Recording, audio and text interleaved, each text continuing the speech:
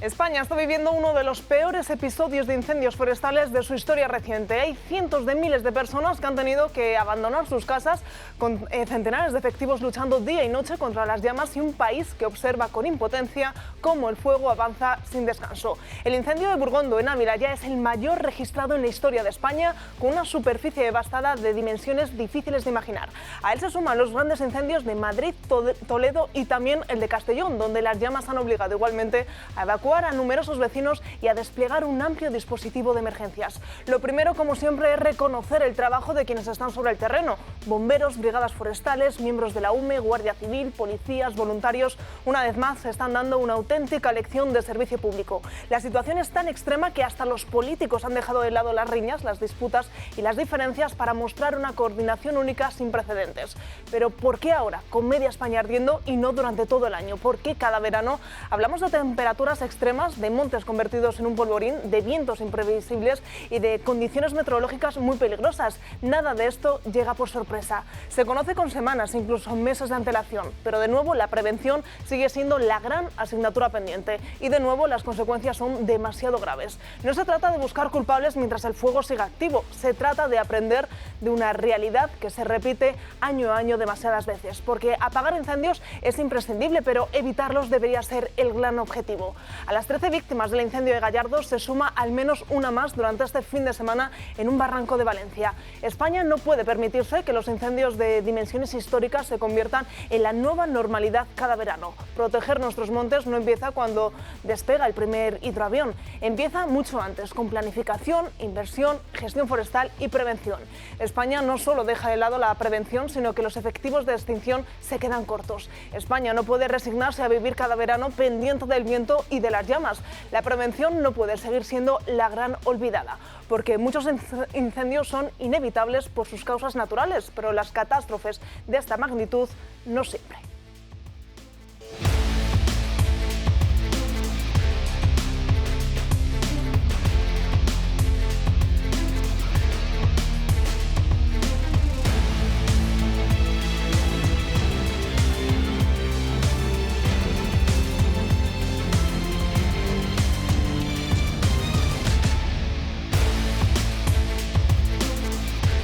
Muy buenos días, bienvenidos a Dando Caña. Hoy es lunes 27 de julio, miramos el santoral y hoy es San Pantaleón. Por delante, como siempre, 2 intensas horas de programa en las que estaremos muy pendientes de esos fuegos activos que están arrasando prácticamente todo el país. Ya poníamos el foco la semana pasada en varios de ellos, pues el fin de semana ha sido trágico y es que las condiciones meteorológicas no han hecho más que avivar estos incendios, que por cierto se prevé que sea aún peor de cara a los próximos días, porque en las próximas horas podríamos entrar en una nueva ola de calor, lo que dificultarían aún más las condiciones para extinguir estos fuegos. Estaremos muy pendientes de todos ellos, haremos un amplio despliegue, un amplio resumen de todo lo que ha ocurrido durante este fin de semana y veremos de cerca cuál es el estado actual, pero también hablaremos de muchos otros asuntos de política nacional e internacional, pero como siempre toca comenzar presentando a las personas que me acompañan hoy aquí. Josep María Fancas está con nosotros. ¿Qué tal? Muy buenos días, empezamos la semana. Sí, empezamos bien, ¿no? A ver, yo estaba feliz y tranquilo cuando venía aquí, pero como suelo escuchar televisiones y radios por el móvil, me he encontrado con una intervención de un tal Pedro Sánchez. En el minuto que he aguantado, porque y he hecho un esfuerzo, yo creo que ha dicho 6 veces lo de emergencia climática. Entonces ya he conseguido sulfurarme esto. Y entonces he buscado en inteligencia artificial los 4 focos más importantes de los incendios de Madrid, que corresponderían a Villa del Prado, San Martín de Valdeiglesias, Burgondo, que es Ávila, y Almorox, que es Toledo, y he buscado la temperatura máxima histórica de esos sitios, he buscado la temperatura media desde el 2000 hasta la actualidad, y he buscado la temperatura en el momento de los incendios. Para no aburriros, en ninguno de los casos la temperatura en el momento de los incendios es superior ni a su máxima ni a su media histórica del 2000 para acá. O sea, es una temperatura absolutamente normal, a pesar de 1 grado o 2 por debajo de las máximas, a pesar de que estábamos en un momento terrible de temperatura. Y entonces voy a referirme, no por si Sánchez escucha el programa, porque creo que su capacidad de entender es cero, puesto que como tiene prejuicios no es incapaz de aprender nada, pero para la gente que sí que quiere aprender, yo he aprendido hoy, Entonces, lo decía el día pasado, para que se dé un incendio hace falta 3 cosas.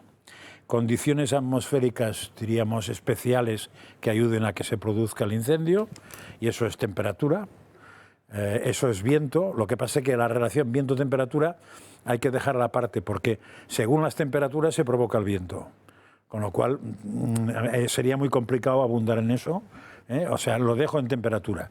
Y he dicho entonces que por temperatura ninguno de estos incendios se hubiera producido, o estaba peor condición que otras. La segunda es que hay oxígeno que es lo que hace que se queme. El oxígeno no ha cambiado en los últimos años en la Tierra, y menos en la Vila del Prado, San Martín. De hecho, la gente ahí sigue viviendo, respirando, y nadie va con mascarilla ni tienen que llevar bombonas de oxígeno. O sea que el oxígeno sigue siendo normal. Y lo tercero, o sea, temperatura, diríamos, ha mejorado, no está peor que estaba. No es más favorable a incendios. Oxígeno está como estaba. Y la tercera condición es combustible. Es decir, matojos, que no se haya limpiado el bosque, todo eso. Eso sí que ha cambiado. Con lo cual, Pedrito, entérate. La emergencia climática la tendrás en tu casa. Pero aquí lo que tenemos es emergencia de que se limpien los bosques. Y eso es culpa tuya. Ignacio, ¿qué tal? Muy buenos días. Muy buenos días. La verdad que encantado de estar aquí. Pues muy de acuerdo con lo que acaba de decir Francás, la verdad. A mí todo lo que está pasando en España me da una pena brutal. Ver cómo se queman nuestros bosques y nuestros montes da una pena horrible a cualquier persona que sea bien nacida. Pero como muy bien ha apuntado Francás, si la excusa sigue siendo la emergencia climática, básicamente lo que nos está diciendo Pedro Sánchez y el Gobierno es que quizás se quemen todos nuestros bosques y todos nuestros montes y que no hay ninguna capacidad de prevención. Y como muy bien también ha apuntado Francás, lo que hay que hacer es escuchar a la gente que sabe, a los técnicos, a la gente que lleva viviendo del campo toda la vida y que sabe mucho de incendios, de prevención y de extinción. Y este Gobierno nunca hace caso a los expertos. Ignacio Vasco, ¿qué tal? Muy buenos días. Muy buenos días. Yo me adhiero a las palabras de mi tocayo, porque es imposible no verse afectado por una catástrofe de estas características. Y yo, como soy de números, voy a dar algunos números que me han dejado bastante alucinado de esta situación y corrobora lo que decía Josep María. Es que no tiene ningún sentido. El año pasado, a estas alturas, se habían quemado 24.000 hectáreas de bosque. El martes pasado, cuando estuve aquí, hablamos de unas 53.000. Hoy se han quemado 152.000, más de 100.000 hectáreas en una semana, que multiplica por 5 todo lo que se quemó el año pasado. El clima no ha cambiado en un año radicalmente para que esto se produzca. Hay una serie de factores que nos han llevado a esto. Los grandes incendios, es decir, que se quemen más de 500 hectáreas, hubo 7 el año pasado. Este año llevamos 32. Yo ya me empiezo a preguntar si esto ya no es un tema de, por supuesto, de incapacidad de gestión a todos los niveles, es decir, aquí hay una responsabilidad en todos los niveles de la gestión pública. Es absolutamente imposible que esto se pueda producir y ya se puede entrar en el detalle y habrá que hacer un análisis muy profundo del tema de la limpieza de los bosques, que tiene que ver mucho con que la actividad en los pueblos está desapareciendo, es decir, no hay actividad en los pueblos y como no hay actividad en los pueblos, cosas que eran gratis para el Estado ahora habría que pagar por ellas, y situaciones que eran absolutamente gratis. El mantenimiento de las eras al lado de los pueblos, que protegía a los pueblos, que es una realidad, eso ha desaparecido en muchos pueblos de este país. Pero es que el problema principal de todo esto es que la emergencia, cuando salta, y de la manera que salta, es imposible que podamos atajarla si no se ha hecho el trabajo antes. Los incendios hay que empezar a apagarlos en invierno. Entonces, esta situación a la que hemos llegado, que en una semana se multiplica por 5 todo el territorio quemado a lo largo de todo el 2025, es que esto ya no es un problema de emergencia climática, es un problema de que la realidad hay que tratarla de otra manera completamente diferente. Pues tendremos tiempo de ahondar en todos esos temas, en esas cifras, en la prevención que nos está haciendo durante años con el tema de los incendios, pero antes vamos a comenzar analizando algunas de las encuestas que se han publicado hoy en algunos periódicos, como por ejemplo vamos con qué pasaría si se celebrasen elecciones hoy, y esto es lo que dice Sigma 2 para el diario El Mundo. ¿Afecta o no la corrupción, los incendios, entre otras materias, al propio Partido Socialista? Pues ahí ven como sí, porque de celebrarse hoy elecciones generales nacionales sacarían 104 109 diputados por los 121 que tienen actualmente. El Partido Popular ganaría esas elecciones con 138 143, mientras que Vox se quedaría como la tercera fuerza más votada con esa horquilla de 58 a 61. Sumar seguiría cayendo, seguiría bajando y se quedaría con 11-12 diputados. Esquerra alcanzaría los 8, Junts bajaría, perdería entre 1 o 2 diputados, Bildu 6-7, PNV se quedaría en esa horquilla de 5 o 6 diputados, BNG podría duplicar la presencia y conseguir 2 diputados en el Congreso de los Diputados, mientras que Coalición Canaria y UPN se quedarían tal cual están con un diputado. Pero la noticia estaría precisamente en esa caída, en ese castigo de corrupción y de los incendios que estarían haciendo al propio Partido Socialista, que caería hasta los 104 109 diputados. Josep María Francas. Me desanima una encuesta así. O sea, que en España haya capacidad, después de lo que lo hemos visto, de que el Partido Socialista de Pedro Sánchez tenga 104 a 109, quiere decir que estoy rodeado de gente muy peculiar. No, nunca se me hubiera ocurrido eso. Ignacio. Bueno, ya sabéis que nosotros desde Vox siempre vemos las encuestas con bastante distancia, con bastante desconfianza, porque ya sabemos como muchas de ellas luego no han atinado absolutamente nada. Y de hecho ya esta coyuntura nos recuerda, o a mí personalmente me recuerda también, cuando se acercaban las elecciones del 23 de julio del año 2023, donde todas las encuestas decían que había una victoria segura entre el Partido Popular y Vox, y luego el resultado fue muy dispar, es decir, muy diferente, y al final Pedro Sánchez llegó al Palacio de la Moncloa. Y digo esto porque veo a mucha gente ya vendiendo la piel del oso antes de cazarlo. Y eso es un error grandísimo, porque Pedro Sánchez está en la Plaza de la Moncloa, tiene el BOE, tiene las políticas públicas, y luego nosotros estamos denunciando cómo está ya maquinando para un posible fraude electoral, que luego, si os parece, sí que podemos tocar con el tema de la ley de Nieto, si os parece a todos oportuno. Pero aquí también, de esto lo que veo es que el Partido Popular crece muy poquito, desde hace 3 años. Muy poquito. Un escaño, de hecho, ¿no? Ahora mismo tiene 137. Y nosotros en Vox nos dan bastante más. Y esto yo creo que es básicamente porque la gente, los españoles, están viendo, han visto cómo Vox es la única fuerza política que ha hecho una oposición total y frontal a Pedro Sánchez desde el primer momento, y además que tiene las mejores recetas, es decir, las mejores soluciones ante los problemas que sufren hoy y padecen todos los españoles. Pero yo lo que sí que veo es que no creo que sea tanto por la corrupción, que evidentemente sí que influirá que el Partido Socialista tenga un resultado muy inferior a lo que tuvo en las últimas elecciones, pero no creo que solamente sea por la corrupción. Yo creo que es por la situación tan catastrófica que están padeciendo, que están sufriendo los españoles. Por ejemplo, los jóvenes españoles que no se pueden emancipar, que no se pueden independizar de sus casas. Por ejemplo, también cuando los trabajadores españoles ven cómo sus salarios están estancados, que llevan 30 años estancados. Luego, por supuesto, por la corrupción. ¿Qué pasa con la industria y con la riqueza nacional? España ha ido perdiendo industria y riqueza nacional. Es decir, que el Partido Socialista no ha velado en ningún momento a lo largo de estos últimos 8 años, yo diría que nunca, pero ahora que estamos hablando de los últimos 8 años, sin duda, por las clases medias, por las clases populares, por el currito, por el currante, por las personas que se levantan muy temprano todas las mañanas y que ven cómo no son capaces de llegar a fin de mes. Y encima ven cómo el Partido Socialista y el Gobierno en particular siempre acusa a otros, porque para el Gobierno nunca es responsabilidad de ellos. Ellos dicen que todo va bien. Entonces, por tanto, yo creo que máxima responsabilidad, queda mucho partido por delante, nadie se puede confiar, tenemos que seguir trabajando día a día por identificar las calamidades de este Gobierno, sus fechorías, las fechorías de este Gobierno, y dar buenas soluciones. Quien piense que la batalla está ganada se equivoca de forma total. Sí, es que tienes razón que la otra vez todas las encuestas decían que se ganaba, pero también es verdad que en la campaña electoral ya el PP se encargó de que eso no fuera a pasar.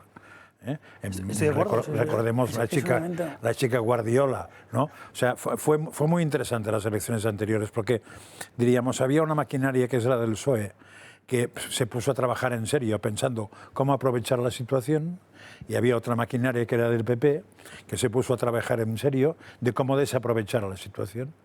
Entonces las dos confluyeron en aprovechar el PSOE y desaprovechar el PP, con lo cual se fue a freír espárragos, porque en teoría era muy fácil, ¿eh?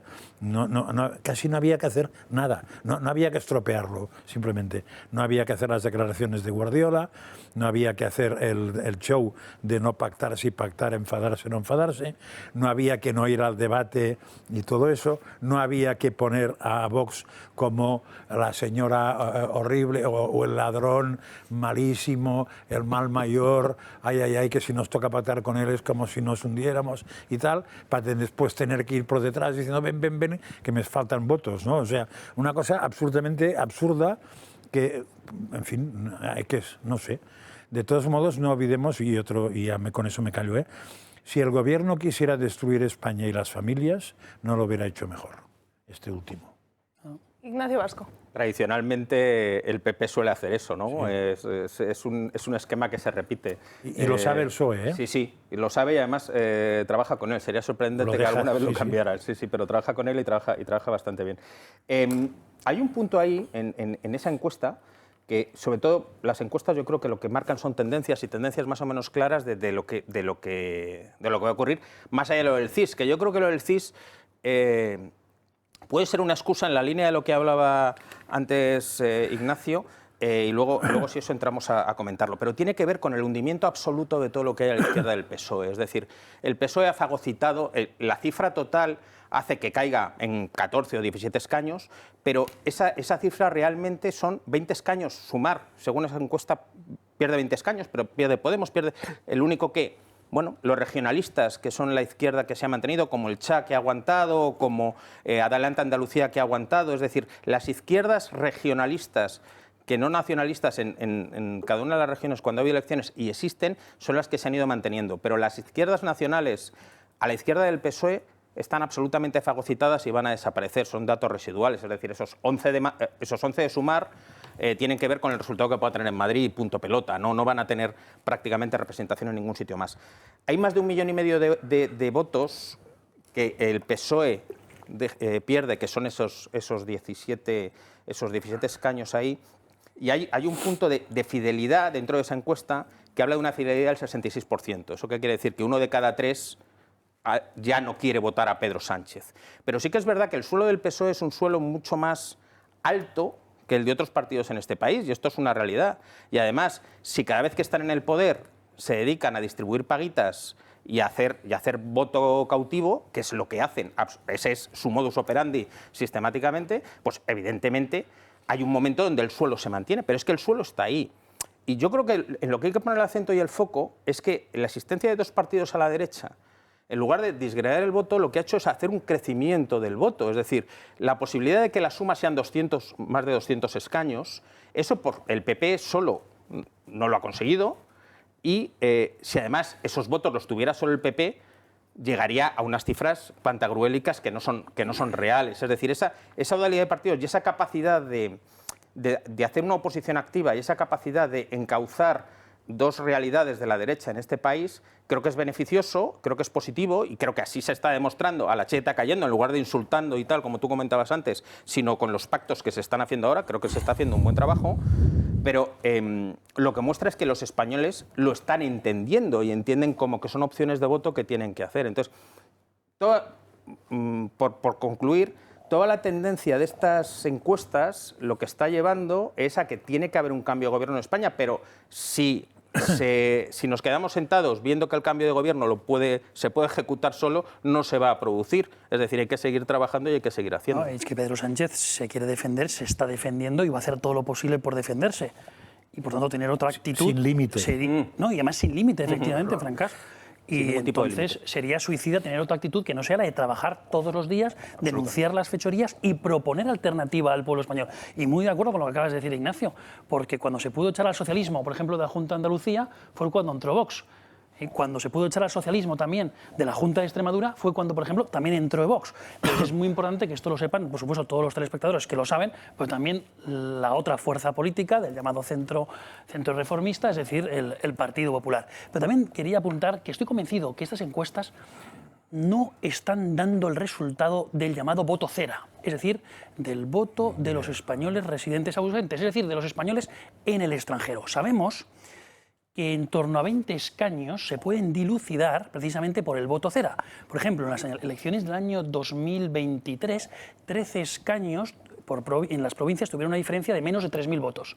Hombre, si se está aumentando el censo electoral como consecuencia de la ley de nietos, que es una ley ideológica, y luego como consecuencia de una instrucción ilegal que va mucho más allá de lo que marca la propia ley de nietos, es decir, que concede la nacionalidad a diestro y siniestro, es un apunte que hay que destacar. Además, si la adscripción a qué municipio y a qué provincia van a poder votar se está haciendo de una forma opaca, como acaba de denunciar la Junta Electoral Central el pasado 16 de julio, hombre, también es ya para ponerse todavía más a temblar. Y encima, si uno ve cómo es el voto por correo en el extranjero, que depende a su vez de las oficinas postales de otros países, es decir, que España no tiene ningún tipo de autoridad ni jurisdicción sobre las oficinas postales, por ejemplo, de Cuba, de Venezuela, de Brasil, etcétera, etcétera, etcétera, uno dice, oye, pues efectivamente esa es una de las bazas en las que está confiando Pedro Sánchez y el gobierno del Partido Socialista. Y nosotros lo estamos denunciando por activa y por pasiva, porque hay opacidad en la concesión de la nacionalidad, opacidad en qué municipio y provincia van a votar y también opacidad en el voto por correo. Y si todo esto lo unes, es un cóctel Molotov, nunca mejor dicho. Sí, a ver, un tal Ignacio Oces, que me parece que lo conoce suficientemente, parece que presentó en el Congreso de los Diputados una, no sé qué era, justo para eso, para incrementar o poner visos de transparencia a todo lo que era el voto exterior. Ante mi asombro, creo que el PP no apoyó esa cosita.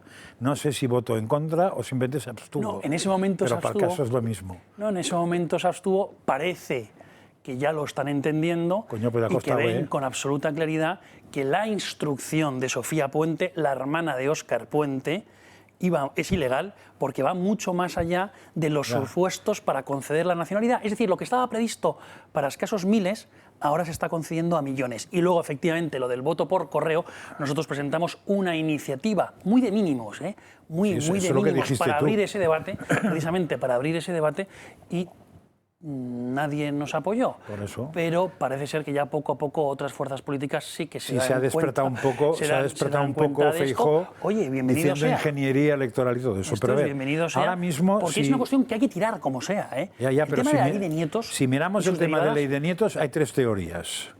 Una teoría que más bien estaría el PSOE detrás, que es que no pasa nada. O sea, que no es una ley que esté hecha para nada electoral, faltaría más.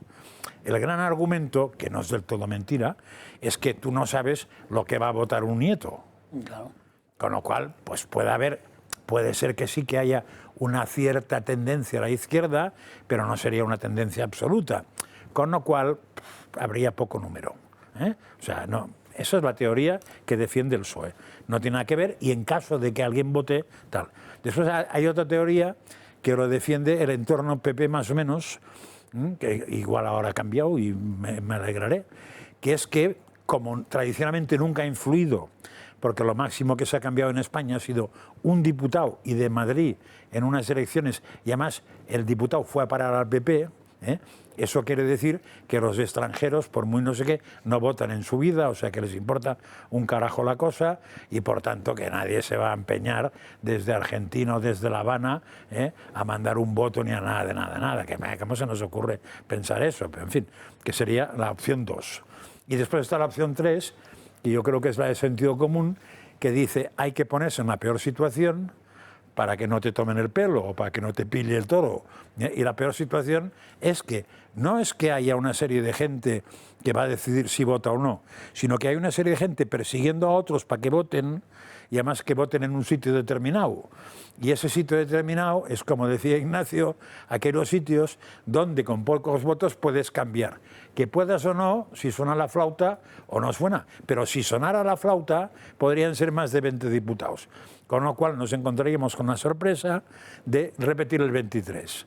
Es decir, el que se había pegado la leche y que no merece ni poderse presentar a las elecciones, porque tendría que estar probablemente en la cárcel, pues no solamente se presenta, sino que saca un resultado suficientemente, diríamos, bueno, como para poder gobernar. Si eso fuera así, habría que felicitar no a los del Grupo 1, que son los del PSOE, sino a los del Grupo 2, que son los que se chupan el dedo y que dicen que no nos preocupemos, que no va a pasar casi nada. Bueno, No, por perdona. favor, Ignacio, al revés. No, es que es bastante curioso lo de la alocación de las personas, es decir, en qué censo deben estar cuando nunca han residido en España. Es decir, es que nadie que nunca ha residido en España, a pesar de tener la nacionalidad, debería poder votar. De alguna manera, el voto va ligado a un territorio, a una mesa electoral, porque tú has residido en un determinado sitio. Entonces, el voto cera, que por cierto, en todas las últimas elecciones ha sido bastante hacia el PSOE, es decir, ha tenido un sesgo bastante hacia el PSOE. En las autonómicas, totalmente. Sí, sí. En todas las circunscripciones. Bueno, oye, cada uno vota en conciencia lo que le parece bien. Pero perdona, Ignacio, eso puede querer decir que alguien se lo está trabajando, ¿eh? Puede ser. Que igual el PP no se trabaja. Hay que mirar nada. un poquito aquí en España. Es decir, hay que ir ahí, aquí cada vez que hay elecciones, en Madrid se nota bastante, cada vez que hay elecciones en cualquier país sudamericano, hay sobre todo determinadas tendencias que trabajan mucho en local, en Madrid, y hay mítines en Madrid, y se mueve en Madrid, y además es de determinadas tendencias siempre, sobre todo hacia la izquierda. Y en Madrid se trabaja mucho, porque lo ves en la calle, hay carteles, hay pintadas, etcétera, etcétera. Pero volviendo además, me ha gustado mucho los 3 puntos que has marcado, Francas. Si alguien tiene que votar en un sitio, si una persona está circunscrita a Socuéllamos, porque de alguna manera ha residido allí o ha tenido que estar allí, porque este señor vota allí y no vota en Madrid, que su voto se diluye mucho más, o no vota en Baracaldo porque el voto allí es más del PNV, por decir algo, ¿vale? Por decir algo. Pero es que la situación es que cómo se está circunscribiendo a las personas a qué censo electoral deben estar es algo tremendamente opaco y es muy grave. Y esto tendría que tener mucha más claridad. Y además creo que la ley debería ir orientada a que si, independientemente de la nacionalidad, tú no has residido nunca en un país y no hay una circunscripción para poder asignártela para votar, ¿por qué vas a votar? Es decir, es que ese punto no se ha tratado en ningún momento. Ahora mismo, y creo que cuando eres nacional, tienes un derecho inalienable, que es el del voto. Sí, pero ¿dónde votas? No tiene por qué ser así. ¿Pero dónde votas? Es que no tiene por qué ser así. Claro. Porque una cosa es ser nacional de un país y otra cosa es la ley electoral de un país, que podría diferenciar perfectamente. Completamente de acuerdo. Y de hecho, Pero la mitad de Europa diferencia. Creo que el cauce Pero legal, aquí no. creo que el cauce legal, y este señor seguro que me corrige, el cauce legal sería mucho más sencillo que si tú no tienes una dirección posible para el voto, tienes que tenerla para poder votar y una vez que la tengas se ejecuta, pero esa vía no se ha utilizado nunca. ¿Y por qué? Porque es a discreción del funcionario. Uno de los problemas de la ley de nietos no es tanto la instrucción o la tramitación desde mi punto de vista, sino que está al albur de funcionarios en países donde hay un descontrol bastante grande. Ignacio, voy a discrepar de tu opinión. Sí, la instrucción no es un disparate, es que es una ilegalidad mayúscula. Es decir, una instrucción que es un simple acto administrativo dictado por una directora general que no puede dictar reglamentos, va más allá de la ley. Es decir, dentro de la jerarquía normativa, en España, es la ley lo que está en la cúspide, la Constitución y la ley, ¿no? Las leyes. Y ni siquiera un reglamento, que es una norma de rango inferior a la ley, sino un acto administrativo contradice, va en contra de una ley ampliando el censo electoral de forma mayúscula, es decir, dando nuestro máximo tesoro, la nacionalidad española, a millones de personas. Sabemos que la han solicitado, en virtud de esta instrucción, 2,4 millones de personas, cuando en virtud de la ley de memoria democrática, en la disposición adicional octava, en virtud de ella podrían solicitarla escasos miles de personas. Es decir, los hijos de los nietos de los exiliados, es decir, con comprobación de dónde. Pero también aquí hay una barbaridad que ya la Junta Electoral Central ha advertido, es que esos nuevos nacionalizados, efectivamente, ¿dónde van a votar? Y hay un criterio que es, si es extranjero, ahora ya nacionalizado, residió en España, ahí donde residió. Claro. Pero si no, dice, donde mayor arraigo, dice una orden ministerial. Dice, donde mayor arraigo es un concepto jurídicamente indeterminado que da a cierta discrecionalidad por parte del funcionario. Y además, si no, dice, donde señale la oficina consular. Y por eso la Junta Electoral Central, ahí ya por mayoría ha dicho, oye, no, que esto es opaco, que esto hay que corregirlo, que hay que motivarlo y además hay que supervisarlo. Y además, ya 4 vocales de la Junta Electoral Central, 2 catedráticos de universidad y 2 magistrados del Tribunal Supremo han dicho, en ese voto particular de la Junta Electoral Central, han dejado claro de que la instrucción es ilegal. Pero es que yo voy todavía más a más, nosotros vamos más a más. Es que hay una opacidad tremenda en lo que es el voto por correo en el exterior, que no tiene las mismas garantías que el voto por correo en España, que ya tiene ciertas dudas. Pues el voto por correo en el exterior, que además depende de las oficinas postales pues de dictaduras o de regímenes no democráticos, y ahí van a poder votar esas personas, oye, pues evidentemente en consonancia con el Partido Socialista o con el gobierno de Pedro Sánchez, que van a querer en la Internacional Socialista y el socialismo del siglo XXI que se mantenga Pedro Sánchez, pues da lugar a las sospechas. Y para mí lo más grave, y para nosotros lo más grave, es que el gobierno no quiere hablar de transparencia. Hemos puesto y vamos a seguir poniendo este debate encima de la mesa y ellos se niegan, entre otras cosas también se niegan a contestar las preguntas parlamentarias que llevamos haciendo desde hace ya bastante tiempo en el Congreso de los Diputados. Se niegan a contestar. Un tema complejo, un tema que carece de transparencia, pero que seguiremos hablando en los próximos programas, sobre todo de cara a las próximas elecciones. Pero antes nos toca hacer una pausa publicitaria, la primera, y a la vuelta de publicidad comenzamos a hablar de los incendios y escuchamos en directo testimonios de afectados.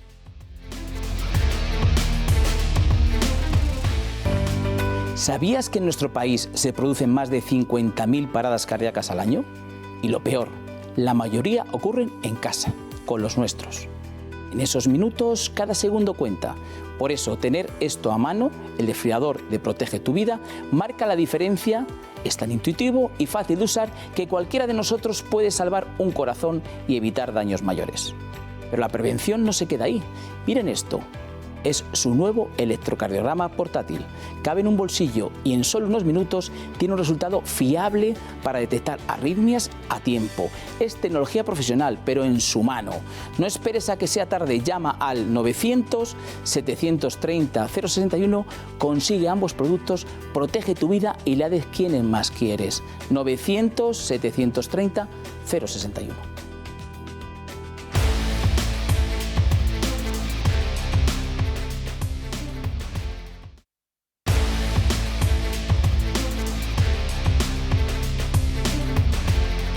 Y 33 del mediodía, seguimos en directo aquí en Dando Caña. Comenzamos ahora sí a hablar de esos incendios. Media España está completamente en llamas y qué mejor que conocer de primera mano la situación, y entre ellos pues vamos a conectar a lo largo del programa de hoy con varios vecinos, con varios afectados. Comenzamos con Pedro Sotillo, que es un vecino afectado por el incendio del Tiemblo en la provincia de Ávila. ¿Qué tal? Muy buenos días.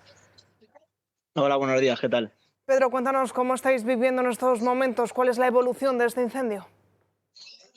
Pues mira, yo vivo aquí en el Tiemblo, en la urbanización Val de San Martín, y ahora a esta altura ya estamos más tranquilos, ¿vale? Porque ya básicamente se ha quemado casi todo y bueno, vamos apagando lo que se va encendiendo poco a poco por el aire y tal, pero bueno, ahora está, ya te digo, todo quemado, así que tranquilo.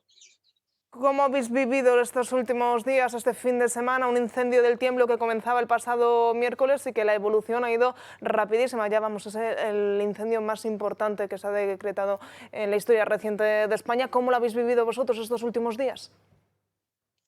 Pues nada, esto empezó, ya te digo, en Burgondo, y en caso de 2 días más o menos se vino todo para el Tiemblo, para el Valle de Iruelas, y lo ha arrasado absolutamente todo. O sea, ha sido rapidísimo y nada, y ha sido la verdad es que muy incontrolable. ¿Os habéis sentido protegidos por parte de las competencias, por parte de los cuerpos de seguridad? Hay vecinos que se han quejado de que no llegaban las ayudas, de que no llegaban los efectivos. No sé vosotros cómo habéis vivido esta falta de protección. Pues mira, yo voy a ser totalmente sincero. Yo lo que he estado viviendo aquí estos días es muy poca prevención, sobre todo, ¿vale?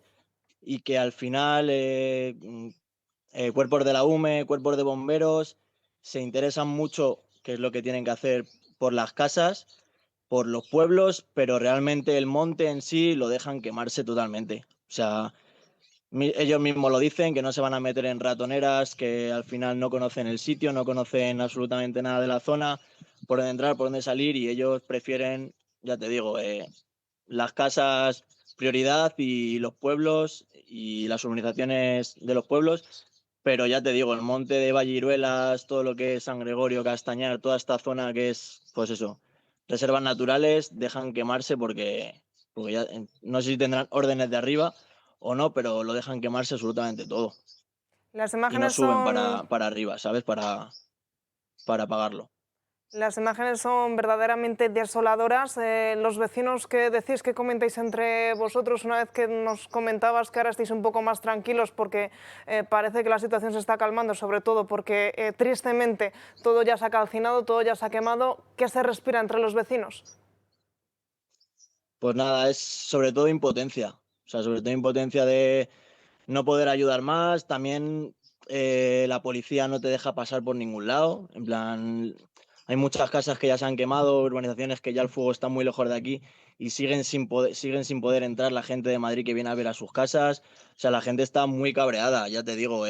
La gente que sube al monte a intentar que no se prenda todo el monte, porque es lo único que tenemos aquí, los bajan de arriba, no dejan ayudar y todo para eso, lo que te digo, para que dejen que se queme todo y ya está. La gente está pues con mucha impotencia.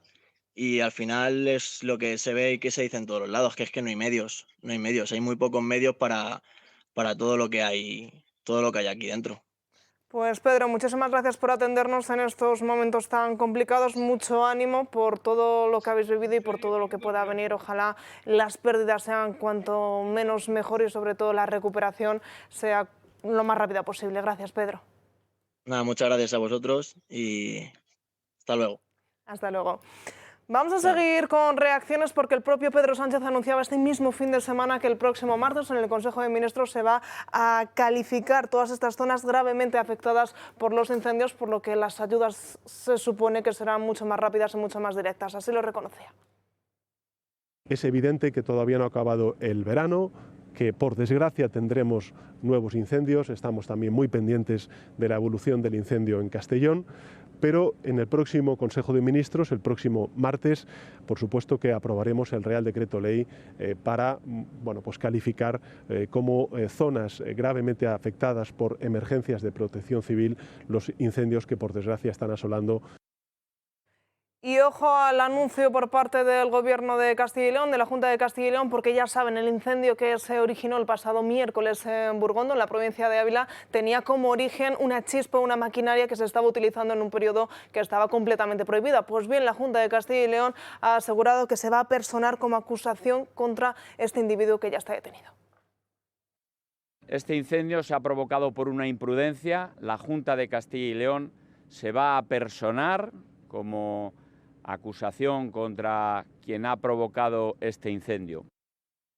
Pues decíamos, perdona, que muchos de los incendios tienen un origen natural, que son por rayos, pero un tanto por ciento menor, pero que, como en estos casos, es a través de una máquina agrícola que estaba trabajando cuando las condiciones no lo permitían, cuando la situación no era la correcta. Sí, es interesante esto porque se supone que en verano, cuando las temperaturas son altas, que suele ser en todos los veranos del mundo, del hemisferio norte y en España también, no se puede usar maquinaria en los campos. Entonces, ¿para qué coño queremos los campos? O sea, yo supongo que esos no han pisado un campo en su puñetera vida, porque que yo recuerde, cuando se siega es en julio y en agosto. Si yo siembro y no puedo segar, porque en julio y en agosto no puedo usar maquinaria, ¿para qué puñeta quiero yo el campo? O sea, que alguien use la cabeza, ¿eh? Sí, pero o sea, habrá que buscar otro sistema. La prohibición está ajustada a una serie de parámetros climatológicos, de viento. Pues no sé cómo tendrán que hacerlo, pero que se planteen que es un momento en que eso es necesario. Entonces, que acoten muy bien, porque si el que decide eso es el que decide desde un despachito, seguro que se equivocan en los parámetros, ¿eh? Porque la gente no quiere que se le queme nada. Es más, es que yo he visto cosechar en agosto y en julio con un calor de infernal, tarde, mañana y noche, máquinas, y no he visto un puñetero incendio en mi vida por la máquina. Algún día, o sea, las máquinas no sueltan chispas, ¿eh? A ver, pues suelta chispas si tiene una piedra. O sea, una segadora que rasca una piedra soltará chispas, eso es evidente. Eso es evidente, pero que yo no he visto incendios y he vivido en el campo mucha temporada. O sea, a mí me gustaría mucho que acotaran eso. Segunda cosa, muy rápida. Lo que decía aquel chico, claro, en caliente y cuando estás en un sitio, entiendes que lo que quieres es que te ayuden a lo que te está pasando a ti. Pero yo desde fuera, sin saber la actuación de nadie en ningún sitio, entiendo que lo prioritario son las personas, después las casas, probablemente los animales, no sé si antes de las casas o justo después de las casas, y el campo o el bosque o tal, ¿qué le vamos a hacer? Porque lo que también está claro, y eso te lo dicen todos, es que ese tipo de incendios que tenemos ahora, que por la maleza llegan a temperaturas de 800 y 1000 grados, eso no hay quien lo pare. O sea, no, ya pueden meter bomberos que no hay quien lo pare. Con lo cual es bastante absurdo meterse ahí en medio. Entonces ya, de perdidos al río. Se podría parar con un producto que aquí hemos hablado que existe en vez del agua, pero parece que no está dispuesto nadie a hacer nada No para les conviene. que funcione. Con lo cual, pues nada, carretera. Vamos a conocer otro testimonio más, el de Carlos Barazal, vecino afectado por el incendio de Cebreros, también en la provincia de Ávila. ¿Qué tal? Muy buenos días. Hola, buenos días. Cuando comenzó el incendio sí que te pilló allí, pero tenías permiso, tenías que salir de esa localidad por trabajo. Cuéntanos cómo fue esa experiencia. Pues bueno, cuando empezó el incendio en Burgondo, pues la preocupación normal por la zona que conoces de toda la vida y, y la sorpresa y la preocupación por lo rápido que avanzó el fuego. Hubo momentos que en 3 horas avanzó 40 kilómetros, se metió bordeando el Burguillo, parajes que hemos visitado toda la vida, arrasó con el Valle de Iruelas, llegó al Tiemblo y en un santiamén por la noche y el principio por la mañana, lo mismo, o sea, corrió con una velocidad y arrasó todo. Y durante esa tarde ya nos habían confinado, mucho humo, muchísimo.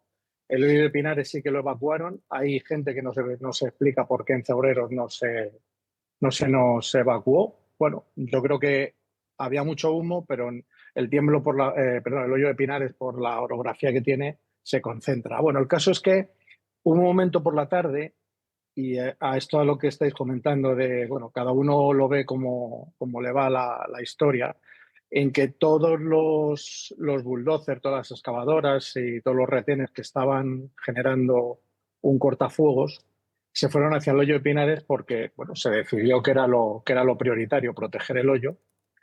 Y bueno, pues en febrero se quedaron los vecinos, varios grupos de vecinos atacando el fuego en la zona, si miramos desde el sur, la zona este, lo que se llama en el pueblo el Cerrillo y la Umbría, y lograron pararlo ahí, que no entrara en el casco urbano, y bueno, pues sí se fue a esa zona muy rica también de bosque, que es la Umbría. Y un detalle, porque todo esto es porque el bosque está muy sucio, no se limpia, porque en la ermita del pueblo, en Valsordo, está cuidada todo el año, no hay maleza, y las imágenes que hay es que hay alguna zona que lógicamente está quemada, algún árbol que ha sufrido algún daño, pero en general el fuego ha pasado rápido, porque además viene a tal velocidad que muchas veces, si no encuentra en el suelo esa maleza que genera una llama enorme, no quema, pasa casi de largo. Cuando están las cosas limpias no pasan estas cosas, entonces es terrible. Yo no sé, se están diciendo muchas cosas, que si las comunidades autónomas... yo entiendo que la ley es absolutamente infumable de leérsela y que está todo hiperregulado, pero la comunidad autónoma lo que tiene que hacer es preparar unos planes que luego es el gobierno central el que los tiene que aprobar mediante un real decreto. Entonces, no le echemos las culpas a las comunidades autónomas, salvo que no hayan presentado esos planes. Pero como tenemos el gobierno que tenemos, que lo único que hace es llevárselo, pues yo que le echen la culpa a las comunidades autónomas de que no hay medios. En fin, si queréis hablamos de hidroaviones parados y de airbuses que no se han transformado porque vaya usted a saber. No sé, es terrible todo. Es terrible todo porque hemos perdido básicamente los parajes y los sitios en los que te has criado toda la vida. Y es una tragedia tremenda. Hablábamos antes con un vecino afectado del Tiemblo y nos decía esa falta de personal, falta de cuerpos de seguridad que se acercaban hasta allí. ¿Vosotros también habéis tenido esa sensación? Nos comentabas que llegado a un punto sí que toda la maquinaria, todos los efectivos se trasladaron al punto que ellos pensaban que era el más problemático, pero los vecinos, ¿qué sensación tenéis? Mira, hay un problema. Yo recuerdo incendios toda la vida, porque toda la vida ha habido incendios, pero eran muy localizados. Es decir, era un monte, ardía aparte o un monte, incluso subías allí a hacer las ayudas, digamos, de las partes que se iban quedando como de retén para evitar pues con las ramas dábamos de pequeños, con rastrillos para apagar esos pequeños foquitos. Toda la vida ha habido esos fuegos, pero llevamos los 3 últimos que son ya eran verdaderas burradas. Pero es que esto es absolutamente inabarcable. O sea, no, es que los aviones no han aparecido, los hidroaviones. Bueno, los hidroaviones aparecieron ayer, sobre todo para la zona del Tietar, que eso sí que es un drama brutal. Pues si alguien decide, que es el que sabe, que hay que proteger más la zona de Frenedillas y de Valdemaqueda, toda esa zona de por ahí, no, Valdemaqueda no, de Frenedillas y Robledo, para que no afecte al Escorial, Galapagar, Torrelodones, pues será que tiene que ser así. Lógicamente, al que le toca quedarse solo, pues se acuerda de que se tiene que acordar. Al final, en caliente, aquí no viene nadie, no nos ayudan. Luego, pues en frío entiendes que hay zonas que están muchísimo peor. Porque aquí, repito, se pasó una noche malísima, pero bueno, se pudo salvar. Pero en otros sitios, fijaos, en Casillas o todo el Valle del Tietar, es una tragedia espantosa.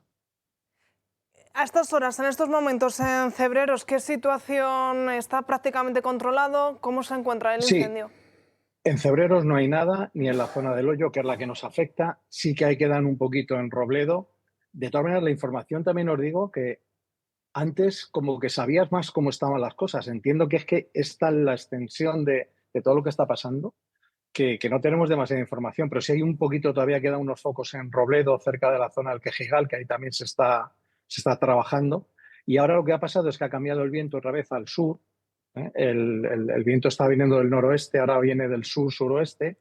Y entonces en Cebreros otra vez se ha vuelto a echar el humo encima, están volviendo a caer pavesas, ceniza, y el confinamiento se ha confirmado. Entonces, pues vamos a ver que todo lo que está en el pantano San Juan no haya algunos focos que se escapen y volvamos a tener un problema serio otra vez, aunque ya la verdad que lamentablemente queda poco que quemar, que eso es lo grave de todo. Vamos a confiar en que la situación mejore, que las condiciones climatológicas no empeoren todavía más esta catástrofe. Carlos, muchísimas gracias por atendernos, gracias por contarnos el testimonio en primera persona. Gracias a vosotros. Una situación dramática la que están viviendo miles de vecinos y me llama mucho la atención que todos dicen que la situación está mejor, pero ¿por qué más no se puede quemar? Es que se ha quemado todo, sí, sí. A ver, ahí esta mañana en una de las televisiones, no me acuerdo cuál, ha habido un vecino que ha dicho una frase que me parece que es buenísima. Ha dicho que el tener el monte descuidado era tener alfombras de pólvora. Es que lo que acaba de comentar esta persona ahora mismo es que ha habido incendios siempre, el tradicional ha vivido en el pueblo y de pequeño ha ido a hacer de retén y a limpiar el monte en momentos de incendio, pero es que vuelvo a lo que he dicho al principio, es que en una noche se ha quemado más que todo el año pasado. Entonces, la problemática aquí no está en que han cambiado, o sea, el statu quo ha cambiado y hay una situación diferente en la que puede ser maleza. Yo no soy técnico forestal y ni sé explicar qué es lo que se debe hacer o cuál es el trabajo que se debe hacer, pero lo que está claro es que han cambiado las condiciones para favorecer al fuego. Y las medidas que se tienen que tomar van en la línea de la prevención y de evitar que esto se pueda producir, porque los equipos, técnicamente los equipos, ahora un hidroavión, desde un Airbus que lance 40.000 litros, desde que se ha desarrollado en España, que es la noticia de estos días, ¿no? Que de pronto hemos desarrollado, Airbus, la rama española, ha desarrollado un sistema antiincendios que se puede colocar en un avión militar estándar Airbus y desde ahí se puede utilizar. Capacidad de 200.000 litros. Fenomenal, fenomenal. Y si llegan a medio millón, fantástico. Pero el tema de todo esto... Pero eso lo están haciendo los franceses, no los españoles. Sí, sí, pero que está. Pero ojo, es que también las tecnologías hay que probarlas y resulta que se ha decidido en el consorcio europeo que lo prueben en Francia. Y las primeras pruebas están siendo en Francia. Pues tendrían que haber ido un poco antes. Porque... Sí, pero yo un poquito de los temas de desarrollo tecnológico y de cómo funcionan las pruebas, algo sé por mi profesión. Pero estas actividades, esto no va a cambiar absolutamente nada. Es un un arreglo de emergencia en un momento determinado porque hay un problema grave y entonces cojo un gran avión y lanzo agua. Pero eso no es la solución. La solución, la solución está en la prevención. Sí, pero eso es Ignacio, una solución de emergencia pero para parar Ignacio, algo en un mira, momento por determinado. poner, no, igual me equivoco, porque yo tampoco soy experto en esto, ni que, bueno, acabaremos siéndolo todos. Sí. Pero, por ejemplo, el incendio que empezó en San Martín de las Iglesias, que es una batería de un coche que se quema, eso con 40.000 litros de un Airbus encima se apaga. Si nadie lo apaga, o sea, en el momento que tienes un coche lo apagas. Cuidado, que si es una batería, el agua parece que no la apaga. Pero eso sería otra batalla. Pero hay productos para eso. Sí, por eso que lo apaga. Ahora, si empieza a quemar la maleza que hay al lado, porque es una cuneta que está llena de porquería y más porquería, entonces ya no la apagas con un avión. El señor de la máquina que estaba cosechando tal, la piedrecita era tal, pues igual hasta, no sé, con un buen manguerazo lo podrías apagar. Desde luego, con un avión con 40.000 litros lo apagas. Ahora, si no hay avión ni hay 40.000 litros, como se extiende, ya no lo apagas. Entonces, es evidente que la prevención es la clave. Y esa frase que he dicho yo es que me ha hecho mucha gracia. Sí. Alfombras de pólvora. Estoy completamente de acuerdo. Y entonces, claro, si hay alfombras de pólvora, ya podemos hacer lo que queramos. Ni Airbus, ni Hidrobús, ni 40.000 litros, ni su padre, porque si todo es una alfombra de pólvora, se va a quemar. Con lo cual, la primera es esta. Por eso, cuando hablan del cambio climático y tal, cosa que yo no niego que exista, porque sigo diciendo que si la Tierra tiene 4.600 millones de años, llevamos 4.600 millones de años de cambio climático, porque ha cambiado constantemente, eso no podemos hacer nada. Lo que sí podemos hacer es lo que se hacía antes, que es limpiar los montes. Si se limpian los montes, los incendios no corren tanto. A partir de ahí, si además tienes más medios, pues chico, el tema estaría solucionado. Pero si no limpias los montes, te da igual que haya más medios. No hay medios posibles, porque tendría, o sea, eso es como dices, no, que todos los atracadores que estén en la calle, les pondremos un policía al lado de cada uno, hombre, pues es imposible. La mejor solución es que no estén en la calle, porque un policía por atracador no tenemos. Ignacio. No, yo estoy muy de acuerdo con lo que se está diciendo. A ver, yo creo que la clave efectivamente es la prevención. Y eso yo creo que no hay duda. Los únicos que lo dudan son los del gobierno. Sí. Pero porque no escuchan a los técnicos y no escuchan las iniciativas de los grupos parlamentarios, como por ejemplo las nuestras, ya en el mes de febrero y marzo, que advertíamos del problema, como muy bien se ha dicho aquí en esta mesa hoy, es que los incendios se extinguen en el invierno y en la primavera. Es decir, precisamente para que no exista esa biomasa, que es puro combustible, la maleza, lo que hay que hacer es cuidar los montes cuando hay que cuidarlos, precisamente cuando lleguen los momentos malos, como por ejemplo ahora en verano, todo también no se pueda extinguir de forma fácil. Porque todos sabemos cómo se generan los incendios. Por un lado, por una negligencia, un accidente, un rayo, o porque se reavive un incendio que no ha sido solucionado, es decir, que no ha sido solucionado con anterioridad. Pero aquí, claro, yo creo y entiendo perfectamente el malestar de la gente, el cabreo generalizado, que es un clamor del pueblo español, cuando ves y ven que se está malgastando dinero público, por ejemplo, en inmigración o en porquerías ideológicas fuera de nuestras fronteras, o directamente que nos están robando, y luego, por ejemplo, en los mecanismos de la extinción, no de la prevención, pues no se compran los hidroaviones necesarios, por ejemplo. Y esto es algo que yo creo que genera malestar en los españoles, porque además, si el gobierno realmente se creyera lo del cambio climático, que evidentemente es una redundancia, ¿cómo no adoptan las medidas necesarias para que cuando se genere un incendio prontamente se extinga? ¿Por qué no establece las medidas necesarias precisamente para que no exista tanta biomasa y tanta maleza en los montes españoles y por tanto que se puedan limpiar los montes? ¿Por qué no permite la ganadería extensiva? ¿Por qué no se intenta cuidar estos montes como toda la vida de Dios? El gobierno directamente debería saberlo, pero parece ser que no lo sabe. Ayer estuve chateando con un amigo que es ingeniero y me contaba que el problema no es aquí. El problema es bastante más universal, ¿eh? Y entonces me decía dos cosas, bueno, no os lo leo porque pero tienen el mismo debate que aquí, que es hasta qué punto la gestión ambiental va contra los ambientalistas, que son unos ecologetas. Entonces, esa es la gran batalla. Pero me decía, de momento la batalla es muy fácil. El gobierno federal ha bajado los fondos de gestión forestal en Estados Unidos.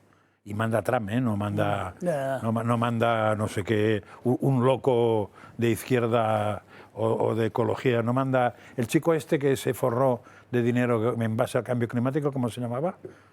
Es que tantos, ¿Cuál de ellos? no sé, claro, hay tantos, No, el que fue, no tengo su nombre ahora mismo, el que ¿verdad? fue vicepresidente, que no sé si le dieron el Nobel. Al Gore. O sea, no manda Al Gore ahora, manda Trump, pues da igual. Han bajado los fondos. Vamos a seguir hablando de incendios, vamos a seguir conociendo más testimonios, pero nos vamos a hacer una nueva pausa publicitaria y a la vuelta seguimos aquí en Dando Caña.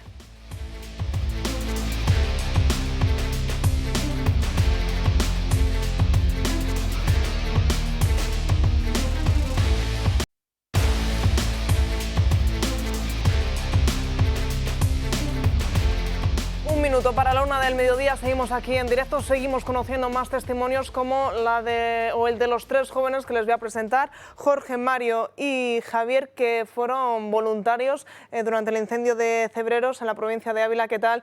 Muy buenos días. Muy buenos días, ¿qué tal? Buenos días. Contadnos, ¿cómo fue vuestra actuación durante este incendio? Pues nuestra actuación desde el primer día ha ido como increciendo realmente, porque al principio no nos dejaban actuar y poco a poco, cuando ya se nos ha ido desmadrando y hemos podido, pues hemos tenido que ir entrando donde nos han dejado y actuar de la forma que hemos podido y que hemos sabido. ¿Y cómo ha sido esa actuación? Porque me imagino esos primeros momentos en los que el agobio era máximo, ¿vosotros cómo habéis conseguido trabajar contra ello? Pues al principio el agobio, como tú dices, pues era máximo porque veíamos que se venía contra nosotros y que era un monstruo que al final se ha juntado la tormenta perfecta. Días de mucho calor, días de mucho aire y una masa forestal que al final es muy importante y que el incendio ha cogido una fuerza tremenda y que al final hemos visto que nos ha pasado por encima. El papel de los voluntarios también ha sido muy criticado en los últimos días porque decían que en ocasiones iban contra la propia seguridad, contra la actuación de los cuerpos de seguridad. ¿Qué nos podéis explicar vosotros de ello? Criticado cuando somos, si no gracias a los voluntarios, se quema todo. Es que se quema todo. Aquí no ha venido nadie a ayudar. Aquí ha sido la gente del pueblo, los chavales del pueblo, los que hemos podido dar la cara y defender todo lo nuestro. Y lo de la gente. Eso es, porque también falta de personal había en esta zona de Cebreros. Pues no lo sabemos. Sí, por ejemplo, un día cerca del pueblo ya se estaba acercando a las casas y no había nadie allí que ayudase ni nada y tuvimos que ser los chavales del pueblo que lo apagamos. Jorge, ¿para el embarcadero? Para el embarcadero, tiro para abajo. La situación actual, y os dejamos ya libres, ¿la situación actual del incendio está ya completamente controlada? No, ni de broma. De hecho, estamos yendo a un aviso ahora mismo. Porque la situación está compleja. La situación sigue siendo crítica, seguimos teniendo montes sin quemar y la verdad es que el día tampoco está acompañando. Hace aire y yo creo que va a ser un día crítico y que va a ser muy difícil controlar este monstruo. Pues Jorge, Mario y Javier, muchísimas gracias por atendernos, muchísimas gracias por la labor que estáis realizando en estos últimos días.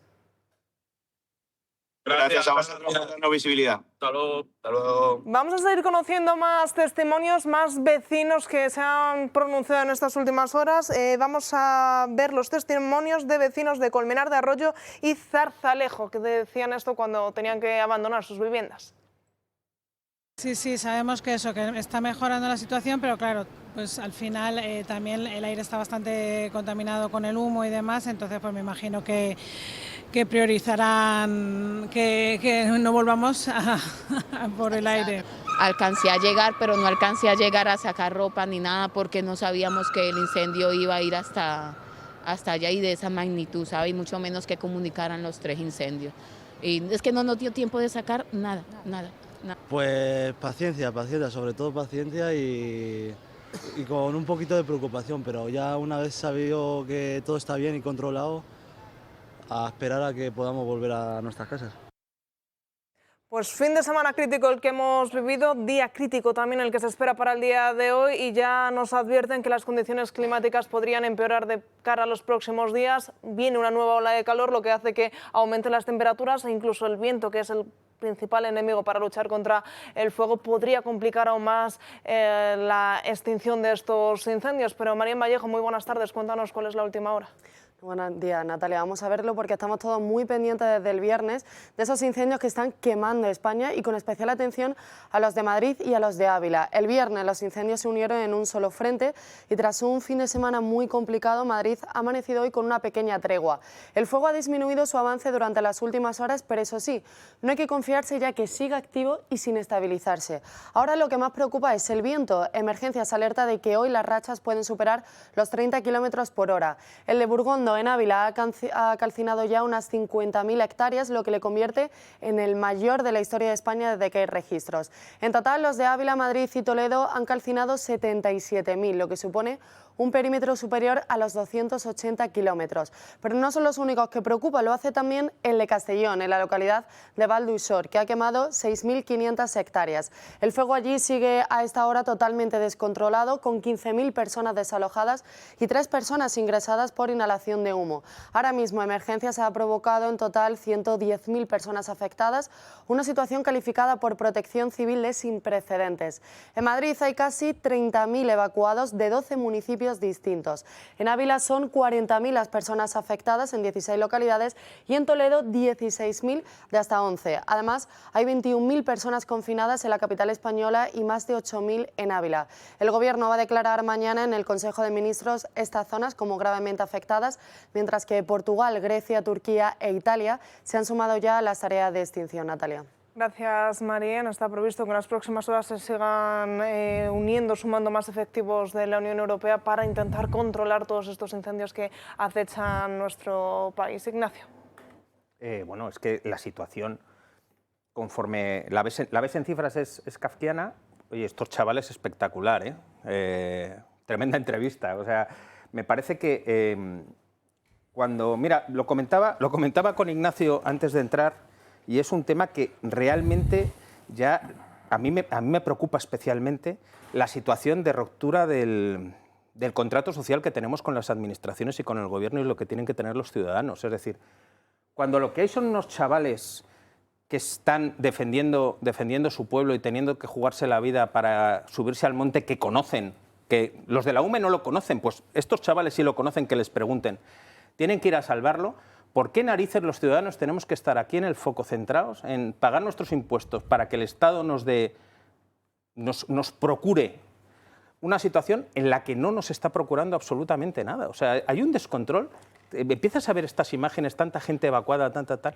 Yo es que estoy flipado ya. Es que yo estoy ya que no entiendo nada. No, yo te entiendo y lo comparto absolutamente, sí. Permíteme que vamos a ir en directo hasta Val d'Uixó, porque ahí está Pedro Sánchez dando la última hora sobre este operativo y sobre los incendios que acechan España. Escuchamos en directo. Refugios climáticos, más de 1.000 a lo largo y ancho de nuestro país, muchos vinculados con la Administración General del Estado.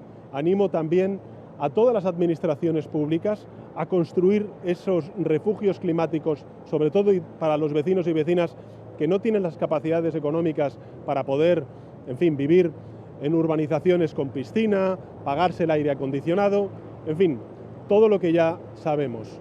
Este es uno de los ejes de 15 grandes pilares de ese acuerdo de país, de ese pacto de Estado frente a la emergencia climática, que no me cansaré de repetir todos estos días singularmente, de que tenemos que alcanzar y materializar entre todas las administraciones públicas y todos los representantes políticos, sociales, empresariales, científicos de nuestro país.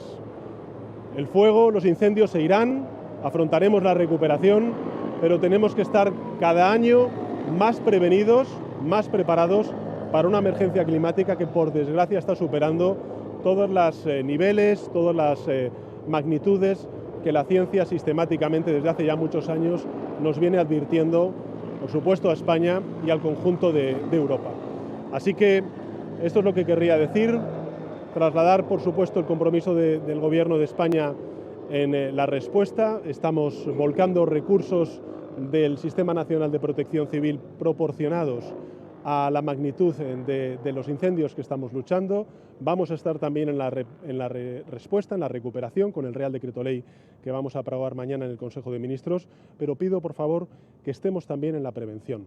Y para eso pido que materialicemos de una vez por todas un acuerdo de país, un pacto de Estado frente a la emergencia climática, porque eso es bueno para nuestros ciudadanos, eso es bueno también para nuestras administraciones y así permitiremos también a nuestros ciudadanos vivir con mayor seguridad y garantizar un progreso seguro, que es lo que quieren todas y cada una de las comarcas y territorios de nuestro país. Nada más y muchas gracias de nuevo a los medios de comunicación. El propio Pedro Sánchez, presidente del Gobierno, hace hincapié en ese pacto de país contra la emergencia climática. Ahora sí, Ignacio Oces, te cortaba la palabra para dar paso a Pedro Sánchez. Cuéntanos. Nada, la verdad que nos sorprende, ¿no? Cómo se puede ser tan cara dura, cómo se puede ser tan sinvergüenza. Él reclama un pacto de Estado contra la emergencia climática. Yo creo que este señor no sabe que es el presidente del Gobierno. ¿Qué pasa? ¿No tiene la mayoría suficiente para haber emprendido las medidas necesarias precisamente para establecer unos criterios de prevención y medidas necesarias para establecer también criterios o mejores criterios para la extinción? Es decir, ¿alguien se piensa que un pacto de Estado en sí mismo va a hacer que los incendios no surjan, que los incendios se sofoquen, se extingan? Evidentemente no. Lo que pasa es que el Gobierno, como nunca hace los deberes, siempre necesita poner el San Benito a otra situación, y así lo hace con todo. Y en el caso de los incendios, con la llamada emergencia climática, es decir, con el cambio climático. Que nadie niega que el clima cambie, porque cambia constantemente. De hecho, todos los días también cambia. Pero nadie se puede creer que porque realmente se incremente un poquito la temperatura en los últimos años, realmente sea la causa de la provocación de los incendios. Y lo que hay que hacer es efectivamente la prevención, como estamos diciendo en esa mesa, y también mejorar la capacidad de España y la respuesta para la extinción. Y todo lo que no sea eso son palabras huecas, son palabras vacías y no sirven absolutamente para nada.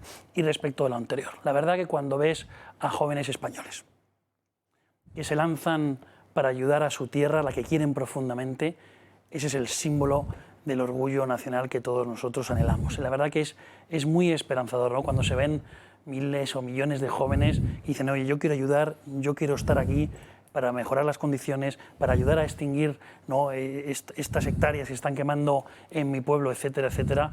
La verdad que da lugar a una esperanza mayúscula, porque desde luego por las administraciones públicas no. Porque además es que lo hemos dicho varias veces ya en esta mesa. Pero ¿qué ha hecho el Gobierno en los últimos 8 años realmente para conseguir extinguir los incendios? ¿Qué ha hecho?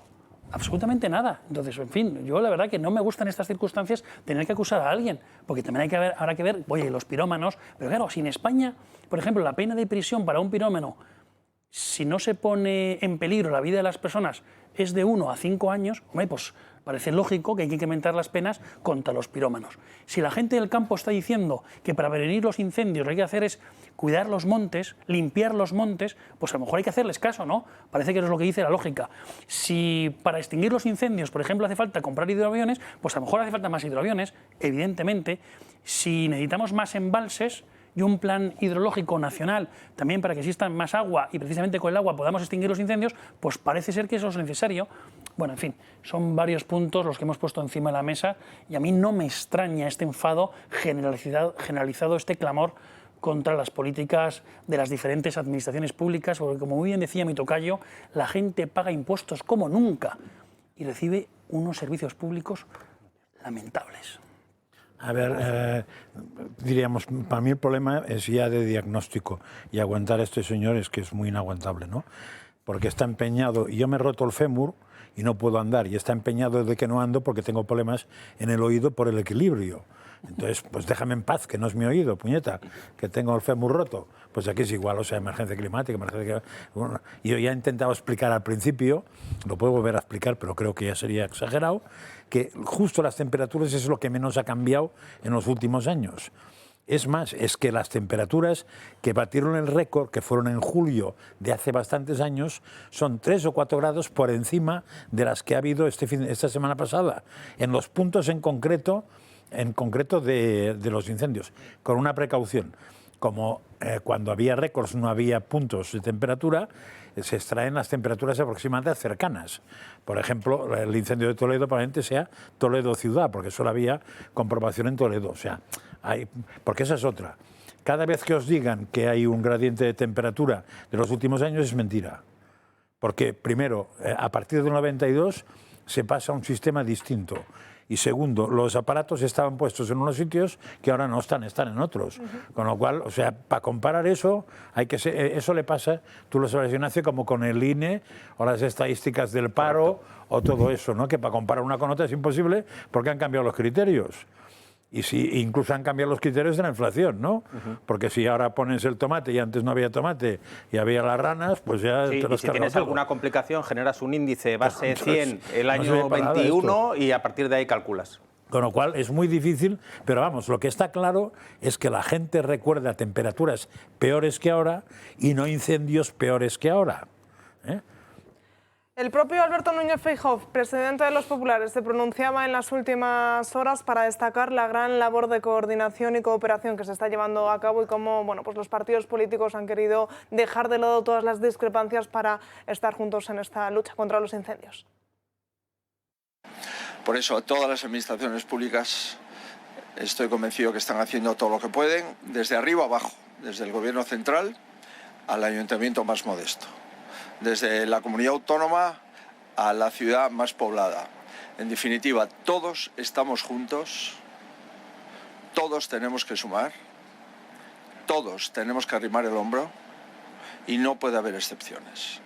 Nadie puede tensionar más de la tensión que produce el incendio terrorífico que estamos viviendo. Todos estamos juntos, menos parece el propio Óscar Puente, el ministro de Transportes, porque en las últimas horas, durante el fin de semana, mantenía una gran disputa con varios políticos. ¿A través de dónde? Pues de su medio de comunicación favorito, a través de la red social X. Nos lo cuenta Lara Guerra. A las 9:55 de la noche del jueves, Isabel Díaz Ayuso anunciaba que la Comunidad de Madrid había solicitado declarar la situación de incendios en Operativa 3 de interés nacional por la gravedad y simultaneidad de los incendios forestales en 3 comunidades autónomas. Pese a que el Ministerio del Interior reaccionó, poco antes el delegado del Gobierno había dado largas a la solicitud de la presidenta de la Comunidad de Madrid. La respuesta del delegado del Gobierno, Francisco Martín, sorprendía al Gobierno regional al detallar en la cadena SER que para proceder a esta solicitud era necesario explicarlo y justificarlo con más informes y que se trataba de algo muy serio como para resolverlo en una carta de 3 párrafos para poder poner un tuit. Sin embargo, hablando de tuits, quien no se queda corto una vez más es el ministro de Transportes, Óscar Puente. En medio de uno de los incendios más graves declarados en España, el Partido Popular cargaba con dureza contra la actuación del delegado del Gobierno y del ministro de Transportes al aprovechar esta situación para criticar a la Comunidad de Madrid por sus recortes en los dispositivos antiincendios. Ante esta situación, Ayuso respondía con las siguientes palabras: el primer mamarracho que se ponga por medio a calentar el ambiente, ahí su conciencia. En este momento, el ministro Puente se sintió aludido y publicaba un tuit con un dardo directo a la presidenta de la Comunidad de Madrid. De calentar el ambiente sabes mucho, es de lo que vives. Ahora pides ayuda a ese gobierno al que te pasas la vida insultando y descalificando. Si hay una mamarracha en España, esa eres tú. Almazcurra también se ha pronunciado en nombre del Partido Popular y ha asegurado que donde ellos ven bandos, nosotros solo vemos fuego, un fuego al que combatir porque hay gente que lo está pasando mal. Así, mientras España afronta tragedia tras tragedia, el ministro de Transportes se embarca en una guerra de mensajes a través de sus redes sociales que nada aporta a los afectados. Gracias, Lara. Pues de nuevo Óscar Puente vuelve a ser esa nota discordante cuando todos reman en una misma dirección. Pues él aprovecha su momento de gloria para, a través de las redes sociales, intentar crear una batalla donde no debería existir. Ignacio Vasco. Es terrible lo de que una persona así tenga responsabilidad en este país, que sea ministro y que además se comporte de esta manera, pues nos habla de la situación social en la que nos encontramos. Es que es terrible. O sea, con muertos es que además en Córdoba, es que de manera directa o indirecta está en todos los fregados, está en todas las movidas, en el Ministerio del Gasto, que es lo que tradicionalmente se ha hablado, que ya cada vez lo es menos porque lo estamos viendo, ¿no? de todos los problemas que tenemos en las carreteras, se van acumulando. Es terrible que este tipo sea ministro del Gobierno de España. A mí me deja alucinado. Franca, sí, bueno, a ver. Os ha dejado sin palabras. Sí, no quiero insultar. Claro. Entonces, yo es un personaje que lo que haría es ni siquiera hablar de él. Tampoco espero nada, ¿no? Ni de Pedro Sánchez, ni de este, ni de la mayoría de ministros, no espero nada. Probablemente no sea objetivo yo, porque ya me he hartado. Y entonces, como considero que cuando una persona actúa repite un tipo de comportamiento, le califica, entonces ya no me interesa. Si algún día mejora, ya no me interesa. Probablemente será de agradecer, pero como no espero que mejore nunca, cuanto más lejos mejor. Ya está, prefiero no perder el tiempo. Bueno, a mí es que me parece un impresentable, pero es que me lo lleva pareciendo muchísimo tiempo. Es decir, siempre que este señor sale a escena, o sale en escena, siempre, al final, ¿no? Pues todos los españoles decimos, oye, pero este señor, ¿en qué ayuda? Es decir, es ministro de España y cuando la gente está pendiente de los incendios, la gente está sufriendo, la gente lo está pasando muy mal, están los bomberos luchando, la UME, miles de personas, no solamente pendientes, sino también ayudando, con la solidaridad de parte del pueblo español. Y este señor lo que se dedica efectivamente es siempre a generar polémicas que no ayudan en nada. Y además, este señor se apropia de la UME, como si él fuera realmente el dirigente de la UME o el gobierno de España. No, mire, la UME depende del Estado. Y los españoles pagamos impuestos. Correcto. Y lo que queremos es que las administraciones públicas sirvan al interés general. Y además que no dificulten la actividad de los españoles en la medida de lo posible. Y cuando vemos y los españoles ven que las administraciones no cumplen, pues la gente se indigna. Y cuando la gente se indigna, lo manifiesta. Y un gobierno de España lo que tiene que hacer es estar callado y trabajar precisamente por el bien común y el interés general. Y todo lo demás son polémicas estériles que nada ayudan. A mí me parece, ¿verdad?, un absoluto impresentable en su actuación en esta y en todas las demás cuestiones. Porque además es un verdadero talibán de la actuación del Partido Socialista. Es un hooligan de todo lo que hace el Partido Socialista.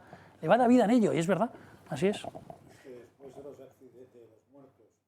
El accidente del tren de Córdoba, este señor, no sé si tendría que estar en la cárcel porque la velocidad de la judicatura española no es tan rápida. Con lo cual, lo que tendría que estar es, como mínimo, en su casa. Denunciado.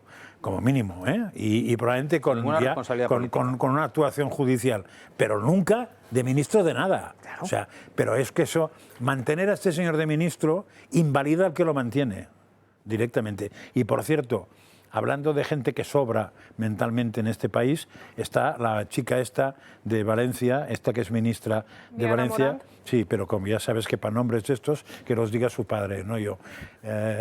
Esta señora es capaz de comparar Feijóo con el nazismo, o no sabe quién es Feijóo, o no tiene puñetera de nazismo, o realmente tiene un problema más grave. Y en el tiro de cámara de la locución de Sánchez, que aparece ahí al fondo a la derecha, que no sé qué pinta ahí. Bueno, que es la que pretenden proponer para perder las elecciones en Valencia. Quien se ha acordado de los incendios de España y Francia en las últimas horas ha sido el Papa León XIV, que pedía rezar por todos los afectados y también por todas las personas que están luchando contra el fuego.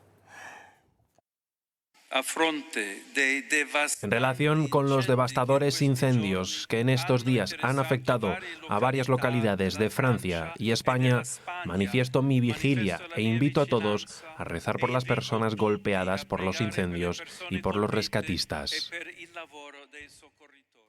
Y es que la situación también es dramática al otro lado de la frontera. Francia afronta el mayor episodio de incendios forestales de su historia reciente, con más de 220.000 personas evacuadas en el sureste del país. El megaincendio ha arrasado ya más de 42.000 hectáreas, permanece fuera de control y amenaza el entorno de Burdeos. Miles de bomberos, militares y medios aéreos trabajan sin descanso para contener unas llamas que podrían reactivarse con la nueva ola de calor prevista para los próximos días.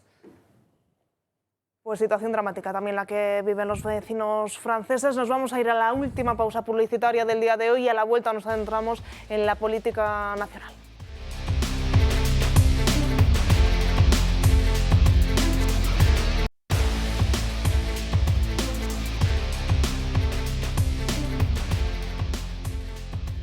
Y de cómo acceder a la energía solar de una forma sencilla. Para ello nos acompaña Gemma Hidalgo, asesora de Comunidad Solar. Bienvenida, muy buenas tardes.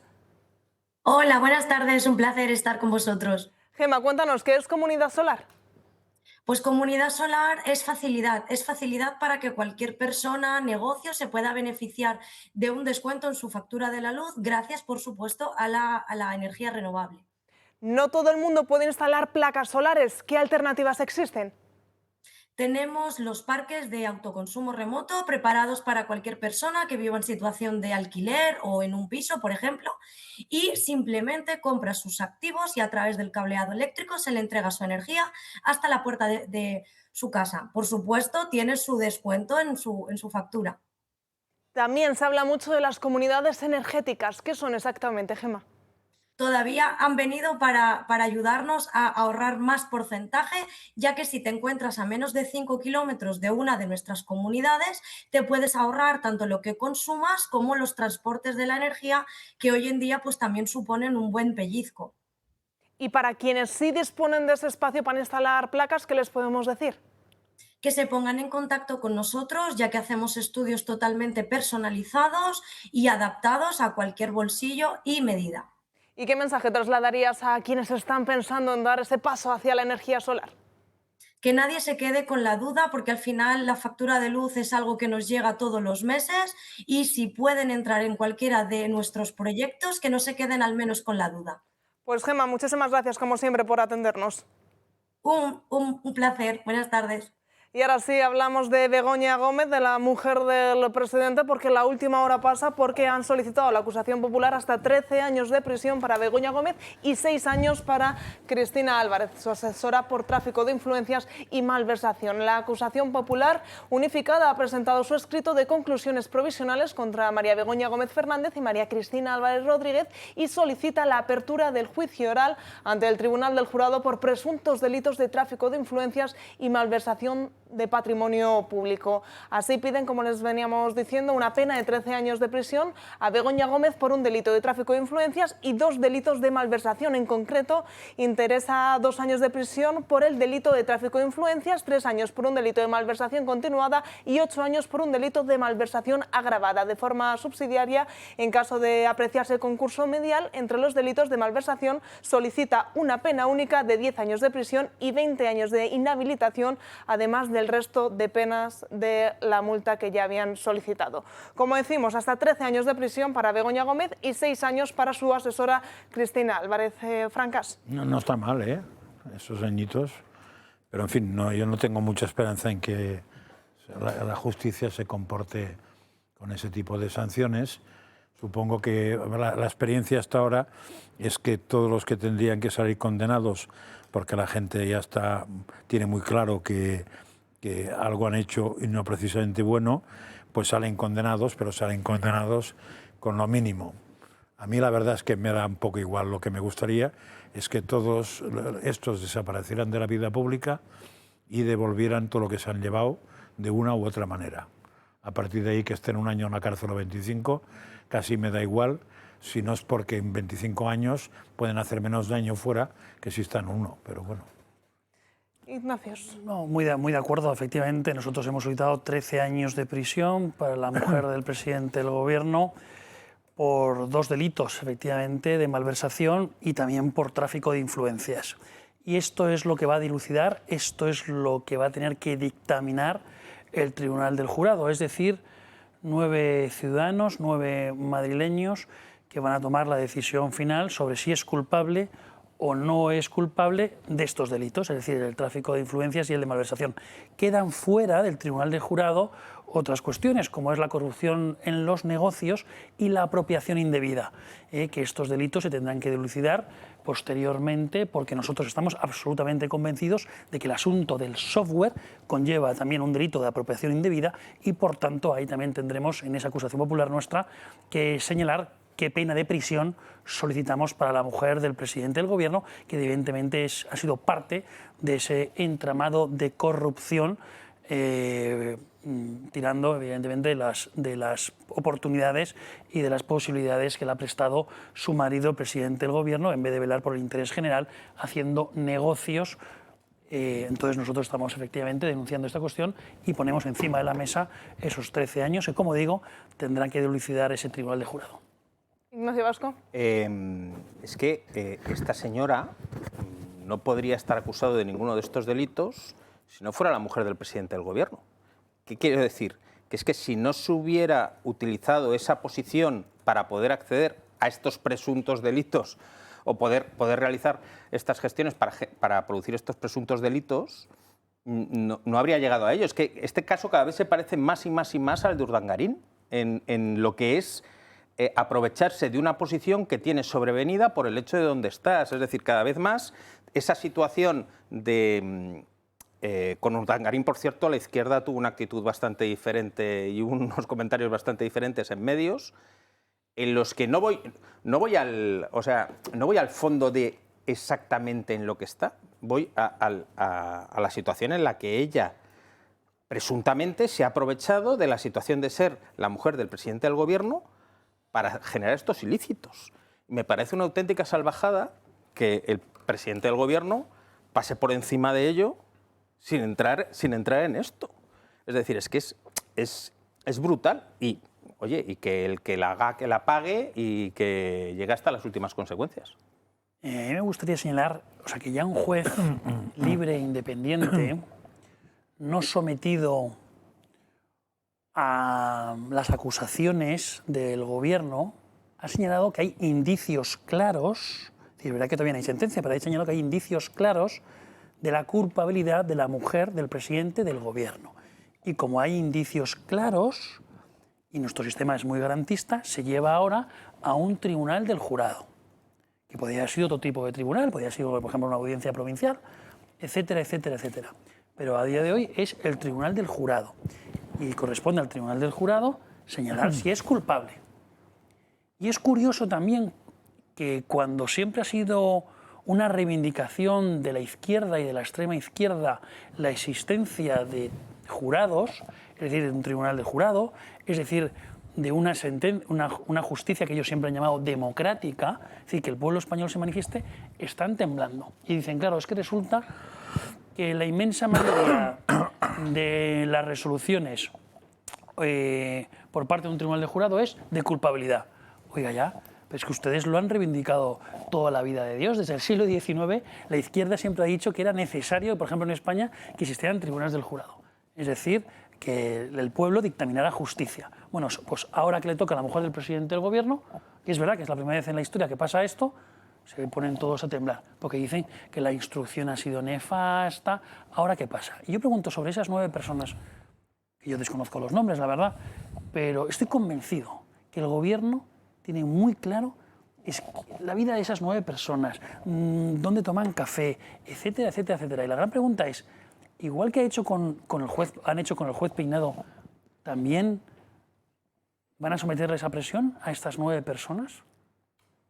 Pues esperemos que no. Evidentemente. Hablamos de Begoña Gómez, pasamos al propio Pedro Sánchez, porque hace un año presentaba un plan de 15 medidas para acabar con la corrupción en nuestro país. Pues bien, 365 días después, ni rastro de ninguna de esas medidas. Vamos a hacer un repaso. En julio se cumplía un año desde que Pedro Sánchez anunciaba en el Congreso de los Diputados un plan estatal de lucha contra la corrupción con 15 medidas.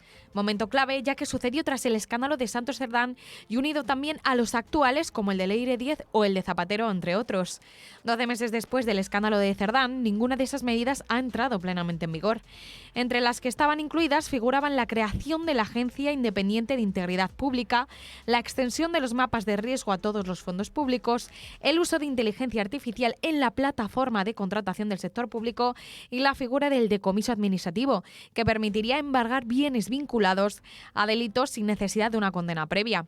El texto se encuentra aún en negociación en la Comisión de Reglamento del Congreso y el propio Óscar López ha reclamado que se apruebe cuanto antes, insistiendo en que se trata de una norma consensuada incluso con enmiendas del PP.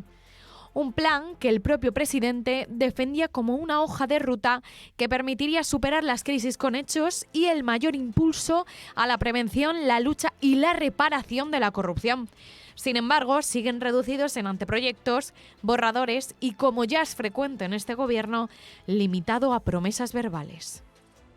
Pues de nuevo mucha palabrería, mucha puesta en escena, pero a la hora de la verdad ninguno de esos planes, ninguna de esas medidas para acabar contra la corrupción en España ha salido adelante, Ignacio. Hombre, lo primero es que creo sinceramente que las medidas están muy lejos de ser medidas realmente para atajar la corrupción, ¿vale? Pero en esas 15 hay una que es muy divertida, que es una encuesta anual del CIS sobre prevención y experiencia de la corrupción. Está muy bien, porque esa la podían haber implantado al día siguiente, ya ha pasado un año. Pero es que formación obligatoria en integridad para el personal del sector público. Perdonen ustedes, pero es que esto existe desde hace muchísimos años en este país y a lo mejor lo que hacen es que hacen un manual nuevo para poder hacerlo. Lo de la Agencia Independiente de Integridad Pública, otro chiringuito más. Es espectacular, pero además no han tenido ni tiempo ni forma, porque como no pueden aprobar absolutamente nada en el Congreso, pues no han tenido tiempo ni forma para poder hacerlo. Endurecer el Código Penal para los delitos, los delitos contra la Administración en temas de corrupción. Hay una que me encanta, espérate que la encuentro, que es reforzar las garantías de protección al denunciante y los canales de alerta. Es decir, aldamas, los aldamas de la vida. O sea, es una risición, como dice mi sobrino, que de todo esto, o sea, claro, ¿quién iba a esperar que el adalid de la corrupción en este país fuera el bombero pirómano, que va muy bien para lo que tenemos ahora en ciernes? O sea, es absolutamente increíble. Es que esto se lo das a Gila y te hace un monólogo que te caes de culo. O sea, claro, ¿cómo va a implantar estas medidas si el 90% realmente no valen para nada? O sea, hacer una encuesta anual en el CIS sobre la percepción de los ciudadanos, es que realmente es el trabajo del CIS y no lo está haciendo. O sea, es otra bomba de humo en el que, vamos a ver, si tú estás en el gobierno y tienes el BOE, haz cosas que realmente funcionen y que realmente puedas hacer. Y si no puedes aprobar leyes para poder hacer, no las plantees y da paso a otros que puedan ejecutar realmente algo. Sí, a ver, las medidas del gobierno que pretende impulsar pues van por el sitio que van siempre, que es más chiringuitos y más estudios y más historias, no fuera caso que resolviéramos algo. Yo hasta que no me encuentre un partido que proponga como mínimo esas tres cosas que voy a decir, no me creo nada. Primero, responsabilidad civil subsidiaria económica sobre de cualquier al partido, de cualquier persona propuesta por el partido para un cargo público. La segunda, que me parece que es mucho más fácil, es el partido que esté dispuesto a gastar el dinero a lo bestia para que la justicia sea rápida en España. Para que la administración de justicia sea rápida. Si la administración de justicia no es rápida y para el caso este que afecta al PP de lo de Bárcenas hemos tardado 12 años, la corrupción va a ser eterna toda la vida, porque sabes que según donde vayas, madre mía, dentro de 12 años, ¿quién mandará? ¿Quién le interesará saber qué ha pasado? Y la siguiente, que me parece clarísima, es que el Consejo General del Poder Judicial quiten sus manos, en este caso muy sucias, los políticos, de manera que puedan esos nombrar directamente en sus funciones al Tribunal Supremo sin dependencia política, es decir, la separación de poderes en serio en base a hacer que sea neutro el Consejo General. Si no proponen eso, todo lo demás, música celestial, más bien música demoníaca. No, y más cosas, infernal. No, más seguro, pero esas mínimas. Vamos a ver, si realmente el Partido Socialista y el Gobierno quiere luchar contra la corrupción, lo que tiene que hacer es ponerse a disposición judicial. Todos y cada uno de ellos, y contar todo lo que saben de entre todos ellos. Para nosotros, la lucha contra la corrupción es Código Penal y muchísimo más Código Penal. ¿Qué es lo que hace falta? Este gobierno rebajó, el que dice ahora que quiere un plan contra la corrupción, rebajó el delito de malversación de caudales públicos para ayudar y favorecer a sus amigos separatistas después del golpe de Estado en el año 2017 en Cataluña, que nos habían robado a todos los españoles. Y el gobierno, precisamente para favorecerles, rebajó, edulcoró el delito de malversación de dinero público. El plan contra la corrupción del presidente del gobierno es limitar la acusación popular para que Vox que está personado en todas las causas penales, que no nos tiembla la mano en ningún momento, precisamente tenga más limitación y que no pueda acusar. Eso también es el plan del Gobierno contra la corrupción. Otro plan del Gobierno contra la corrupción, lo digo evidentemente, irónicamente, es que la instrucción de las causas penales la lleve la Fiscalía. Por eso hay un proyecto de ley tramitándose en el Congreso de los Diputados para eso. ¿Y la Fiscalía de quién depende? Es un órgano jerárquico que depende del Gobierno. Entonces, todo el entramado de corrupción para ellos es perfecto. Son unos sinvergüenzas, unos cantamañanas, y se piensan que los españoles son tontos. Pues mire, no. Y para eso también está Vox, para denunciar todas estas tonterías. No todos, dirás. No, evidentemente. No todos. Evidentemente. No, pero lo arman bien. Porque mucho tonto sí hay, ¿eh? Pero Francás, es que lo arman bien. O sea, se les llena la boca de lucha contra la corrupción y la inmensa mayoría de ellos son unos corruptos. Ya. Se les llena la boca de corrupción y luego precisamente lo que hacen es dificultar la corrupción. ¿Realmente luchar contra la corrupción es acusar, amedrentar, insultar, acosar a los jueces, fiscales y magistrados libres e independientes que les investigan a ellos?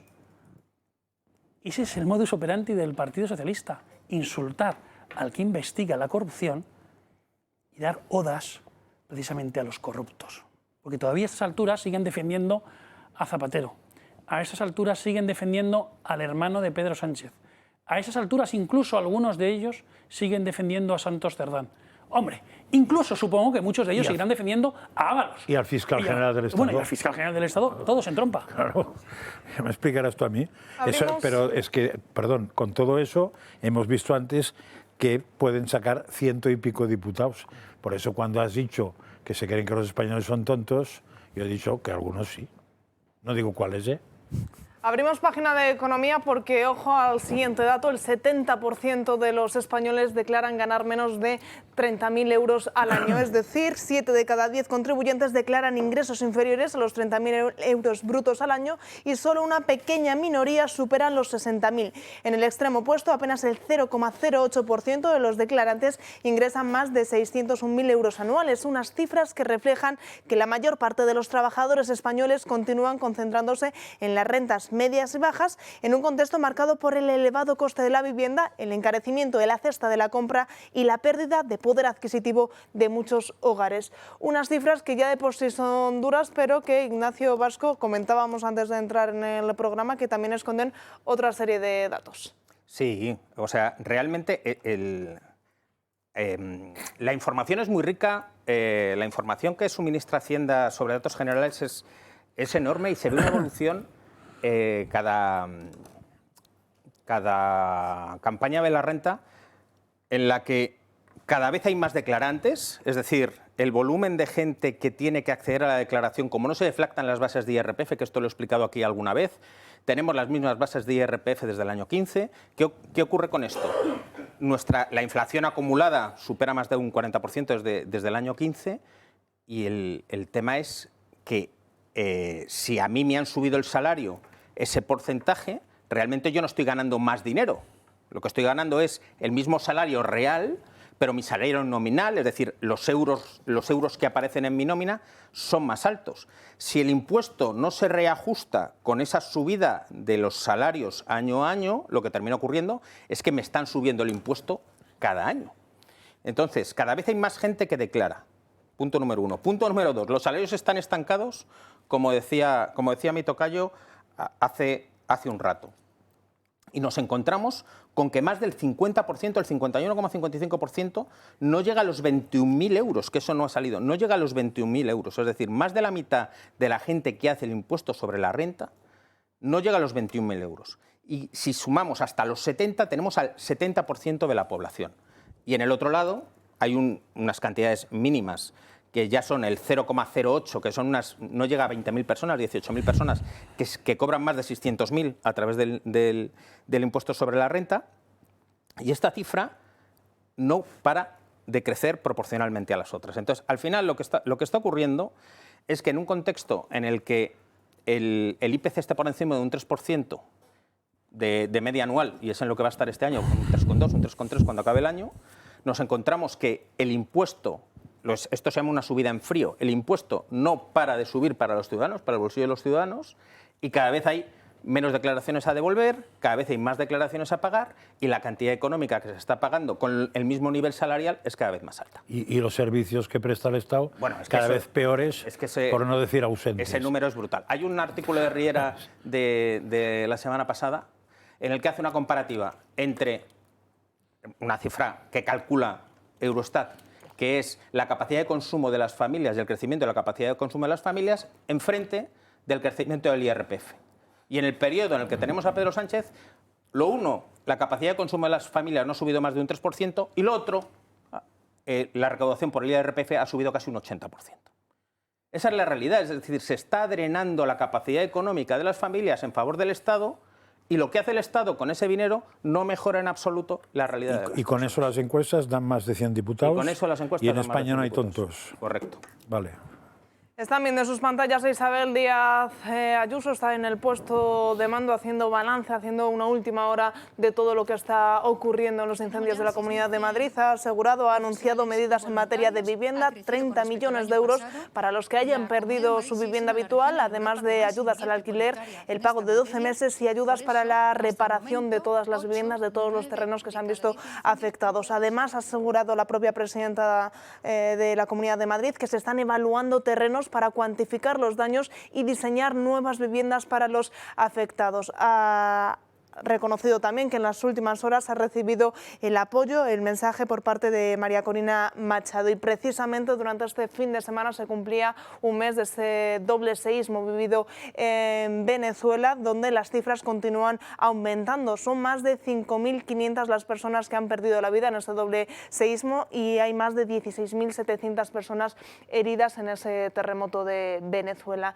De Venezuela nos vamos a otro trágico suceso que ha ocurrido en las últimas horas en Alemania, más concretamente en Berlín, con un atentado. Cuéntanos, Isabel Toscano, ¿qué ha ocurrido? Muy buenas tardes. Buenas tardes, Natalia. Sí, durante la celebración de las fiestas del orgullo en Berlín, un joven de 21 años ha matado a una persona y ha dejado a 29 heridas, varias de ellas de gravedad, tras un ataque que se investiga ya como un caso de atentado terrorista yihadista.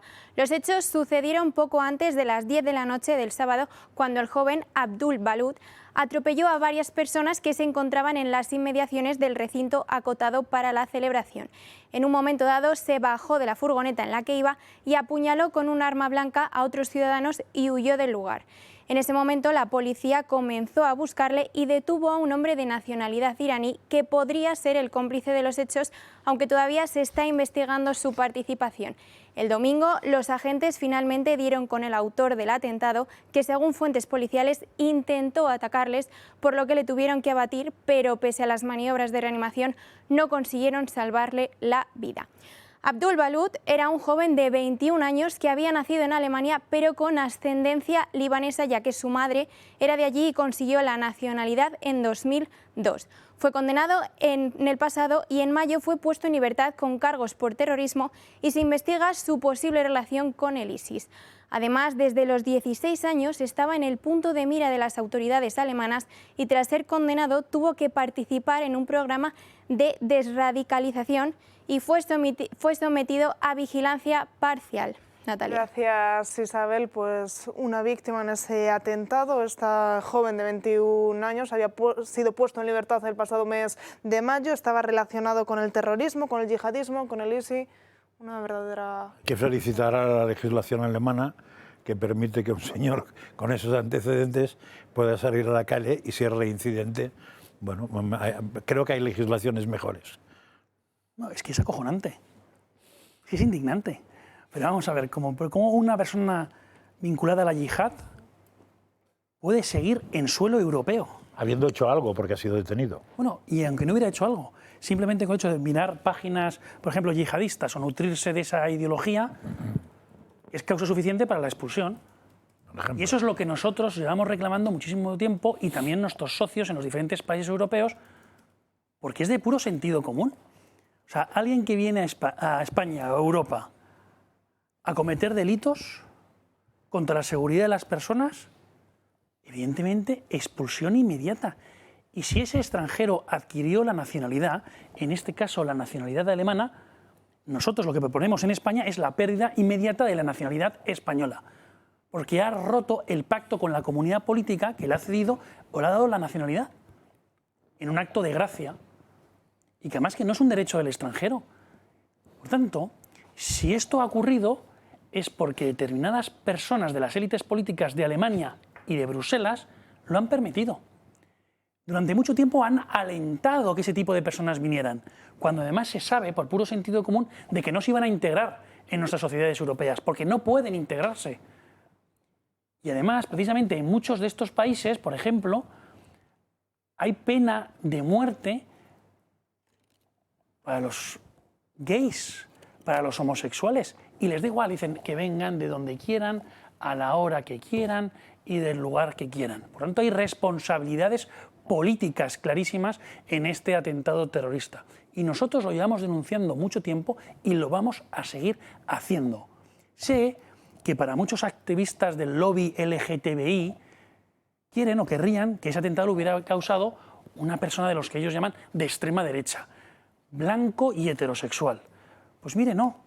Es que quien comete atentados terroristas precisamente contra estas personas son las personas del mundo musulmán, islamistas. Y por tanto esto es algo que hay que denunciarlo todos los días, y esto era un suicidio que se veía venir. Pero Ignacio, ¿a alguien le choca que los musulmanes estén en contra de lo LGTB, HQ, JKLM? Como para llegar al atentado personal, pues parece ser que, bueno, pues bien, vamos, sabemos que no. Porque quería mirar para otro lado. O sea, si a alguien le choca esa filosofía, para ellos era, no sé. Love friendly, pues, o sea, no, lo que es alucinante... no es eso, no es el respeto a las minorías, no es el respeto a la dignidad de las personas, no es el respeto a nada de lo que sucede en Occidente. No, pero que lo que es alucinante es que haya gente que defienda esos postulados desde este lado. Eso es lo que es alucinante, porque no solamente estamos hablando del tema del LGT, etcétera, etcétera, sino también del tema de la dignidad de la mujer. Entonces, en países donde impera la Sharia, viendo cómo funcionan, pues no tiene ningún sentido que o renuncian a eso y vienen aquí aceptando lo que sería la solución occidental o la cultura occidental, o vamos a tener problemas seguro. Porque es que el problema forma parte de su cultura, está impregnado.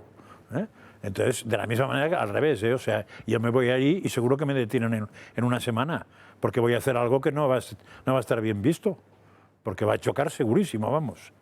Claro, eso es un choque de las culturas. Con lo cual, si me voy a vivir allí, tendré que hacer un curso diciendo, bueno, o voy por trabajo temporal, que no me queda más remedio, o me voy porque me encanta esa civilización, lo cual se me hace difícil pensarlo, pero entonces es que me he transformado yo. Pero si no, ¿qué coño pinto ahí? Vamos a acabar estos últimos 5 minutos del programa de hoy hablando de Cataluña, porque el periódico hacía pública una encuesta en la que plasmaba los resultados en caso de celebrarse elecciones autonómicas en Cataluña, y ahí lo están viendo, porque el PSC caería de los 42 hasta los 34-37, la gran subida sería para Alianza Catalana, que obtendría 25-28, Esquerra también continuaría subiendo, 25-27, Junts, pues lo esperado, otro desplome que pasaría de los 35 actuales a los 15-18, mientras que Partido Popular y Vox prácticamente se quedarían con la misma representación que tienen actualmente, y los comuns pues también descenderían ligeramente, mientras que CUP podría perder toda la representación que tienen actualmente en el Parlamento catalán. Francas, hemos hablado mucho en las últimas semanas sobre la posición de Junts a nivel nacional, porque podría repercutir a nivel catalán, y las encuestas pues no hacen más que ratificar la idea que veníamos diciendo. Sí, pero vamos, esto como siempre son encuestas.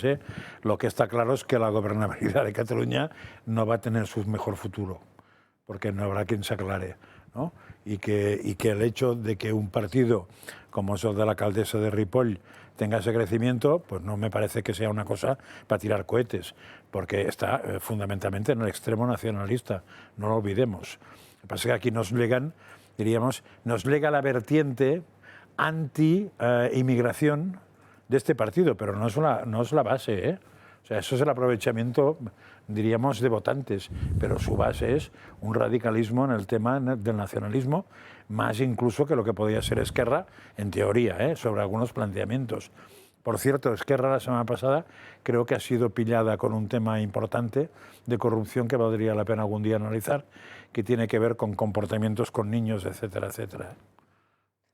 Investigaremos sobre... Investiga, porque ahí hay temas escondidos y hay porquería punta pala. Vasco. Bueno, es curioso que tal y como se configuran estas encuestas, es muy curioso que aparezcan estos saltos, porque las encuestas funcionan por tendencias y funcionan por analizar qué es lo que ha ocurrido antes, qué es lo que ha pasado después. Entonces, pasar en una encuesta de 2 a 25 ya es extraño. Eso quiere decir que el volumen de respuestas positivas directas que tiene Alianza como primera opción de voto es brutal. Eso quiere decir que hay un cambio muy grande en lo que está ocurriendo. Y es que, al final, opciones de este tipo, opciones populistas que se van a los extremos y que además se apoyan en tendencias contra la inmigración islámica, como comentaba Francás, y algunas de tintes racistas. Bueno, de hecho, la alcaldesa de Ripoll tiene varias alocuciones con medios nacionales en las que se niega absolutamente a hablar en castellano, solo habla en catalán absolutamente en todos los ámbitos donde aparece. Pero es una llamada de atención bastante clara sobre, primero, con estas cifras es absolutamente ingobernable el Parlamento catalán, es decir, no hay posibilidad de bloque de ningún tipo en ningún ámbito. Y dos, es que al final lo que está canalizando Alianza Catalana es un descontento generalizado hacia los políticos en Cataluña y que se canalizan con una opción populista como esta. Pues seguiremos analizando, seguiremos valorando la situación del Parlamento catalán, pero antes de irnos, una última hora que tiene que ver con el desalojo de Valdemaqueda en la Comunidad Madrileña, de nuevo por el incendio que continúa avanzando. En las últimas horas habían dicho a los vecinos que se mantuviesen en sus casas por el humo, pues la última hora pasa porque comienzan a desalojar a todos los vecinos de Valdemaqueda por ese incendio que continúa sin control. A partir de las 7:30 de la tarde, esta información y todo lo que ocurra se lo amplían en la redacción abierta con Xavier Horcajo. Yo les veo, como siempre, mañana a partir de las 12 del mediodía. Disfruten de la tarde de hoy. Hasta entonces.